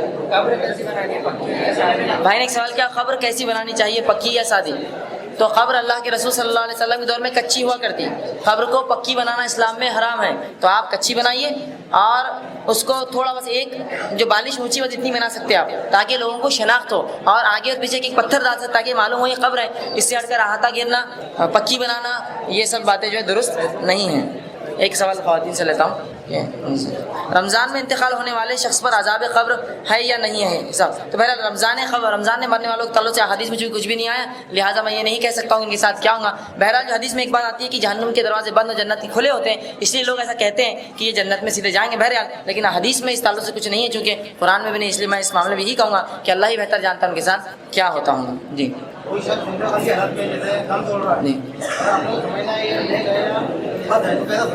بھائی نے کہا کہ انسان موت کا وقت ہے اس کے، تو ہم کیسے سمجھیں نیک ہے یا بد ہے؟ تو بہرحال یہ ناممکن ہے کہ آپ سمجھیں نیک ہے یا بد ہے موت کے وقت، لیکن رسول اللہ فرمایا کچھ چیزیں خوش قسمتی کی ہے کہ ایک انسان مرے تو کلمہ پڑھے، یہ خوش قسمتی کی اچھائی کی علامت ہے، لیکن بہرحال لیکن ہم معلوم نہیں کر سکتے موت کے وقت کی اچھا تھا یا برا، اس لیے کچھ لوگ جو ہے دھماکے مر جاتے ہیں، نیک ہے لیکن اب موقع ہی نہیں ان کو بننے کا، ہارٹ اٹیک سے مر گئے، نیک ہے مل، تو یہاں آپ وہ اعتبار نہ کریں کہ کیسے پہچانے، لیکن اگر کوئی لا الہ پڑھتے ہوئے یا درود یا کلمہ پڑھتے مرے تو یہ خوش بختی نیک نیتی کی علامت مانے جائیں گے۔ جی اس طرح تھا کہ اللہ کے رسول پہ کیا درود، تو رسول اللہ پہ درود جب بھی آپ کا نام آئے صلی اللہ علیہ وسلم کم از کم چھوٹا تو ہی بھیجنا چاہیے۔ جی بھائی نے ایک اچھا سوال کیا روزے کی حالت میں ایک انسان کا انتقال ہوتا تھا کیا اس کا وہی معاملہ ہوگا؟ تو روزے کی حالت میں ایک انسان انتقال ہوتا ہے تو انشاءاللہ روزے کی حالت میں اٹھیں گا، لیکن خبر میں وہی معاملات ہوں گی، سوال جواب وہ ساری باتیں۔ اسی طرح ایک سوال ہے، آپ نے ابھی کہا کہ مردوں اور عورتوں کے طرح طرح کے لباس جو حرام ہیں، تو مردوں کے کون سے لباس حرام ہیں؟ اچھا سوال ہے کہ عورتوں پہ میں نے کہا مردوں کا کیا، تو مردوں کا کون سے لباس حرام ہے؟ آج کل شرٹ چلتے ہیں، چھوٹے چھوٹے شرٹ بالکل عورتوں کی بلاؤز جیسے ہوتے ہیں اتنے، اور جب انسان اگر رکوع میں چلے جائے اور کبھی آپ اتفاق سے نماز کو مسجد میں تھوڑے لیٹ داخل ہو تو رکوع میں آگے جاتے ہیں آپ کو ادھر کھڑے جانا پڑتا دیکھتے تھوڑی دیر، اس لیے کہ جسم نہیں پورا کمر کا حصہ دکھتا ہے، ناف کھلی ہے اور کمر پوری جب جھکتا ہے ایک انسان تو یہ ظاہر سی بات ہے جو سطر کھول دے نماز میں یہ کپڑا حرام پہننا ہے، شارٹ شرٹ بہت عام ہو چکا ہے۔ اور بڑی عجیب بات ہے کہ لوگ کیوں ایسی چیزیں پسند کرتے ہیں جس کو شریعت انکار کرتی ہے، اتنے چھوٹے چھوٹے جسی کو ہے تو نہیں۔ اسی طرح مردوں کے اور لباس کپڑے حرام لباس کیا ہے کہ مردوں کے ایسے پیجامے پینٹ پتلون یا کچھ بھی چیز جو نیچے پہنی جاتی ہے شرٹ سے اتنی لمبی پہننا جو ٹخنوں سے نیچی جائے۔ رسول اللہ صلی اللہ علیہ وسلم فرماتے ہیں 3 گناہ ایسے ان لوگوں کو نہ اللہ معاف کرے گا، نہ ان کی مغفرت کرے گا، نہ ان سے کوئی بات کرے گا، نہ ان پر رحم کرے گا، جس میں فرماتے ہیں مزبل اسبال کا کرنے والا، مطلب اپنے ازار کو پینٹ پیجامہ تیبند یا لنگی کو ٹخنے سے نیچے پہننے والا، یہ شخص جہنم میں جائیں گا، اللہ نہ اسے بات کرے گا، نہ اس پر رحم کرے گا، نہ پلٹ کر کبھی اسے دیکھیں گا۔ اب جب یہ بات ہم سناتے ہیں لوگ کہتے ہیں نہیں یہ ویسا مسئلہ نہیں ہے، جو تکبر سے پہنے، جو تکبر سے پہنے اس کے لیے ہے یہ، ہم تکبر نہیں کرتے۔ تو میرا ایک سوال ہے، رسول اللہ صلی اللہ علیہ وسلم ایسا پہنتے تھے نہیں پہنتے تھے؟ بتائیے، پہنتے تھے نہیں پہنتے تھے اونچا کپڑا؟ ہمیشہ پوری زندگی اونچا، کوئی بتا سکتا ہے کہ واقعی رسول اللہ نے اپنے ڈھکنے سے نیچے پہنا؟ پہنتے تھے۔ تو سوال یہ ہے کہ ہم اتنے کیسے جو ہے بغیر جو ہے تکبر کے ہو گئے کہ ہم کو لٹکانا جائز ہو گیا، اور نوز باللہ رسول کو تو کبھی جو ہے تکبر ختم ہی نہیں ہے، اس لیے کہ آپ ہمیشہ اونچا پہنتے تھے۔ بات یہ ہو رہی نا، ہم بولے تکبر ہے تو اوپر کرنا ہے، نہیں تو نیچے لٹکا سکتے۔ تو نوز باللہ نبی کو تکبر تھا تبھی تو اونچا رکھتے تھے، وہ نیچے نہیں کیا کبھی۔ یہ الزام لگاتے پھر نبی بھی ہم ایسی خام و خواہ کی اپنی سڑی ہوئی عقلیں لڑا کر شریعت کے اندر عقلیں لڑا رہے ہیں۔ نہیں، ابوبکر صدیق کا جو ہے لٹکتا تھا، ہاں یہ واقعہ ہے کہ ابوبکر صدیق رضی اللہ عنہ کا جو ہے پیجامہ ٹخنے سے نیچے لٹکتا تھا، لیکن صحابہ نے کہا اللہ کے رسول ابوبکر کو تکبر ہے نیچے لٹکاتے ہیں، تو اللہ کے رسول نے کہا ابوبکر میں تکبر نہیں ہے، تو ابوبکر کی تو ضمانت رسول اللہ لے گئے، میری ضمانت کون لیں گا؟ رسول اللہ نے کہا ابوبکر کو تکبر نہیں ہے، میری ضمانت کون لیں گا؟ ٹھیک ہے۔ اور دوسرا، اگر کوئی ابوبکر صدیق کی سنت پہ عمل کرنا چاہتا ہے تو ابوبکر صدیق کا ایک پیچہ نیچے ہوتا اور ایک اوپر ہوتا، تو آپ بھی ایک ٹخنے سے نیچے پہنیے اور ایک اوپر پہنیے۔ سنت تو پھر ویسے کیجیے، تب بڑے نہیں اچھا نہیں لگتا۔ لیکن آج جو ہے فیشن پرستی میں ڈوب کر ہم یہ کام کرتے ہیں۔ تو یہ ہوا مردوں کا حرام لباس، حرام پینٹیں تیبند، یہ جو بھی پہنے اوپر سے جو ٹخنوں سے نیچے جائے حرام ہے، وہ حصہ جہنم میں جلے گا، اللہ نہ دیکھیں گا، نہ بات کریں گا، نہ رحم کریں گا ایسے لوگوں پر، ٹھیک ہے؟ تو وہ بچے۔ اسی طرح مرد ایسے کپڑے پہنے جس کے اندر ان کا جو ہے سطر کھل جائے، تو مخصوص حالات تو ایک الگ بات ہے، لیکن عموماً سطر کھول رہے ہیں یا ایسے لباس جو درست نہیں، بہرحال تو یہ غلط ہے۔ یہ چند باتیں تھی جو مرد جو ایسے لباس پہنتے ہیں جو اسلام نے اجازت نہیں دی۔ جی، اور اگر جی ہاں، بھائی نے ایک اچھا سوال کیا کہ ایک شخص ہے، میں نے کہا ایسا قرآن نہیں پڑھے تو جہنم کا عذاب ہوگا یا وہ خبر میں مبتلا ہوگا، تو ایک شخص نے سب چیز پہ عمل کیا، سنت پہ عمل کیا اور سب فرائض پہ عمل کیا، لیکن قرآن نہیں پڑھا۔ تو میرا یہ سوال ہے کہ یہ سب چیز پہ عمل کیا تو اس کی اصل کنجی تو قرآن کی، وہ نہ پڑھا تو پھر کیسے عمل کیا؟ کہاں سے معلوم ہے سنت یہ ہے اور فرض یہ ہے اور فلاں یہ ہے؟ کہاں سے پتہ چلا؟ تو اصل کیا ہے قرآن۔ تو قرآن کو نہ پڑھے اور باقی سب عمل کریں تو کیا وہ بچ جائیں گا؟ وہ بھی نہیں بچیں گا، اس لیے کہ سب سے پہلا عمل تو یہ تھا کہ پہلے قرآن پڑھے اور باقی سب عمل بعد میں کریں۔ ایک انسان اسلام نہیں قبول کرتا، سب نیکیاں کرتا ہے، اس کی قبول ہوں گی؟ اور وہ کیسا مسلمان ہو جو سنتوں پہ عمل کرے اور فرض جو چیزیں قرآن پڑھنا وہ نہ کرے؟ تعجب ہے، لیکن ایسا ہوتا ہے۔ اتنا لوگوں نے بہکایا اور قرآن کے الٹرنیٹ اتنی کتابیں ہاتھ میں لا کے دے دی کہ انسان قرآن پڑھنا پسند نہیں کرتا، ان کتابوں سے اتنی محبت کر لی اللہ کتاب کو چھوڑ کر کہ ان کو اگر چھڑائے وہ کتاب چھوٹتی نہیں ہاتھوں سے۔ لیکن اگر اللہ کتابیں دی جائے، اور یہ بات بالکل میں بتا رہا ہوں اپنے مشاہدے سے، میں نے خود دیکھی ہے کہ جہاں بھی قرآن کے درس ہوتے ہیں لوگ مخالفت کرتے ہیں، سڑکوں پہ اتر جاتے ہیں، مسجدوں میں جھگڑے ہوتے ہیں، حتیٰ کہ ایک مسجد میں جب قرآن کا درس شروع ہوا تو لوگوں نے پیجز پھاڑ دی، صفحے پھاڑ دیتے تھے جب قرآن کا درس لینے جاتے تھے۔ کم از کم دشمنی ہم سے رکھو، قرآن سے کیا دشمنی؟ صفحے پھاڑے گئے۔ تو اس قسم کی دشمنی کس نے اختیار کی؟ کفاروں نے نہیں، مسلمانوں نے۔ تو یہ حالت ہے ہمارے اللہ کتاب کے تعلق سے۔ تو بہرحال اللہ کی کتاب نہیں آتی تو میں نہیں سمجھتا ایسے شخص کو متقی اور پرہیزگار جس کو اللہ کا کلام اسی کتاب ہی نہ ہے، اور کم از کم پڑھنا ابھی سمجھنے کے لیے تو اردو میں سمجھ لیں گے، پڑھنا تو آنا چاہیے نا۔ انشاءاللہ میرا اگلا درس اس کی تفصیل میں انشاءاللہ آئے گا۔ ایک سوال خواتین کی طرف سے انشاءاللہ، پھر آپ ہی کا اچھا بول دیجیے بھائی نے اچھا سوال کیا، قرآن ہندی میں پڑھ سکتے ہیں؟ تو قرآن کو آپ کو عربی میں تو پڑھنا ہی پڑے گا، اس کے ساتھ ہندی میں آپ ترجمہ اس کا پڑھ سکتے ہیں، اردو میں پڑھ سکتے ہیں، مراٹھی میں پڑھ سکتے ہیں، بنگالی، تامل، تیلگو، ملیالم، جو بھی آپ کو زبان آتی ہے اس کے عربی کے ساتھ آپ اس کا ترجمہ پڑھ سکتے ہیں۔ بھائی جی بھائی نے سوال کیا حج اور عمرے میں کسی کا انتقال ہوا تو بہرحال وہ حج کی یا عمرے کی حالت میں قیامت دن اٹھیں گا۔ رسول اللہ فرماتے ہیں جو جس حالت میں مرے وہ اس حالت میں اٹھایا جائیں گا، لیکن بہرحال قبر کے عذاب سے وہ بھی مستثنا نہیں ہوں گے، چونکہ قرآن حدیث نے کوئی اس کی جو ہے دلیل نہیں دی، لہٰذا میں یہ بات نہیں کہہ سکتا ہوں۔ اسی طرح ایک سوال ہے کہ کہا جاتا ہے اگر رمضان میں 10,000 مرومین کی مغفرت ہوتی ہے اور ماہ رمضان میں قبروں پر سے عذاب اٹھا لیا جاتا ہے بہرحال رمضان میں 10,000 لوگوں کی مغفرت ہوتی ہے، ایسی روایت میں نے آج تک نہیں سنی بہرحال، تو مجھے اس کا نہیں۔ بہرحال یہ ہے کہ اللہ سبحانہ تعالیٰ ہر روز افطار اور سحر کے بعد کئی لوگوں کو مغفرت دیتا ہے جہنم سے، مطلب جو جن کے قسمت تقدیر میں جہنم تھی،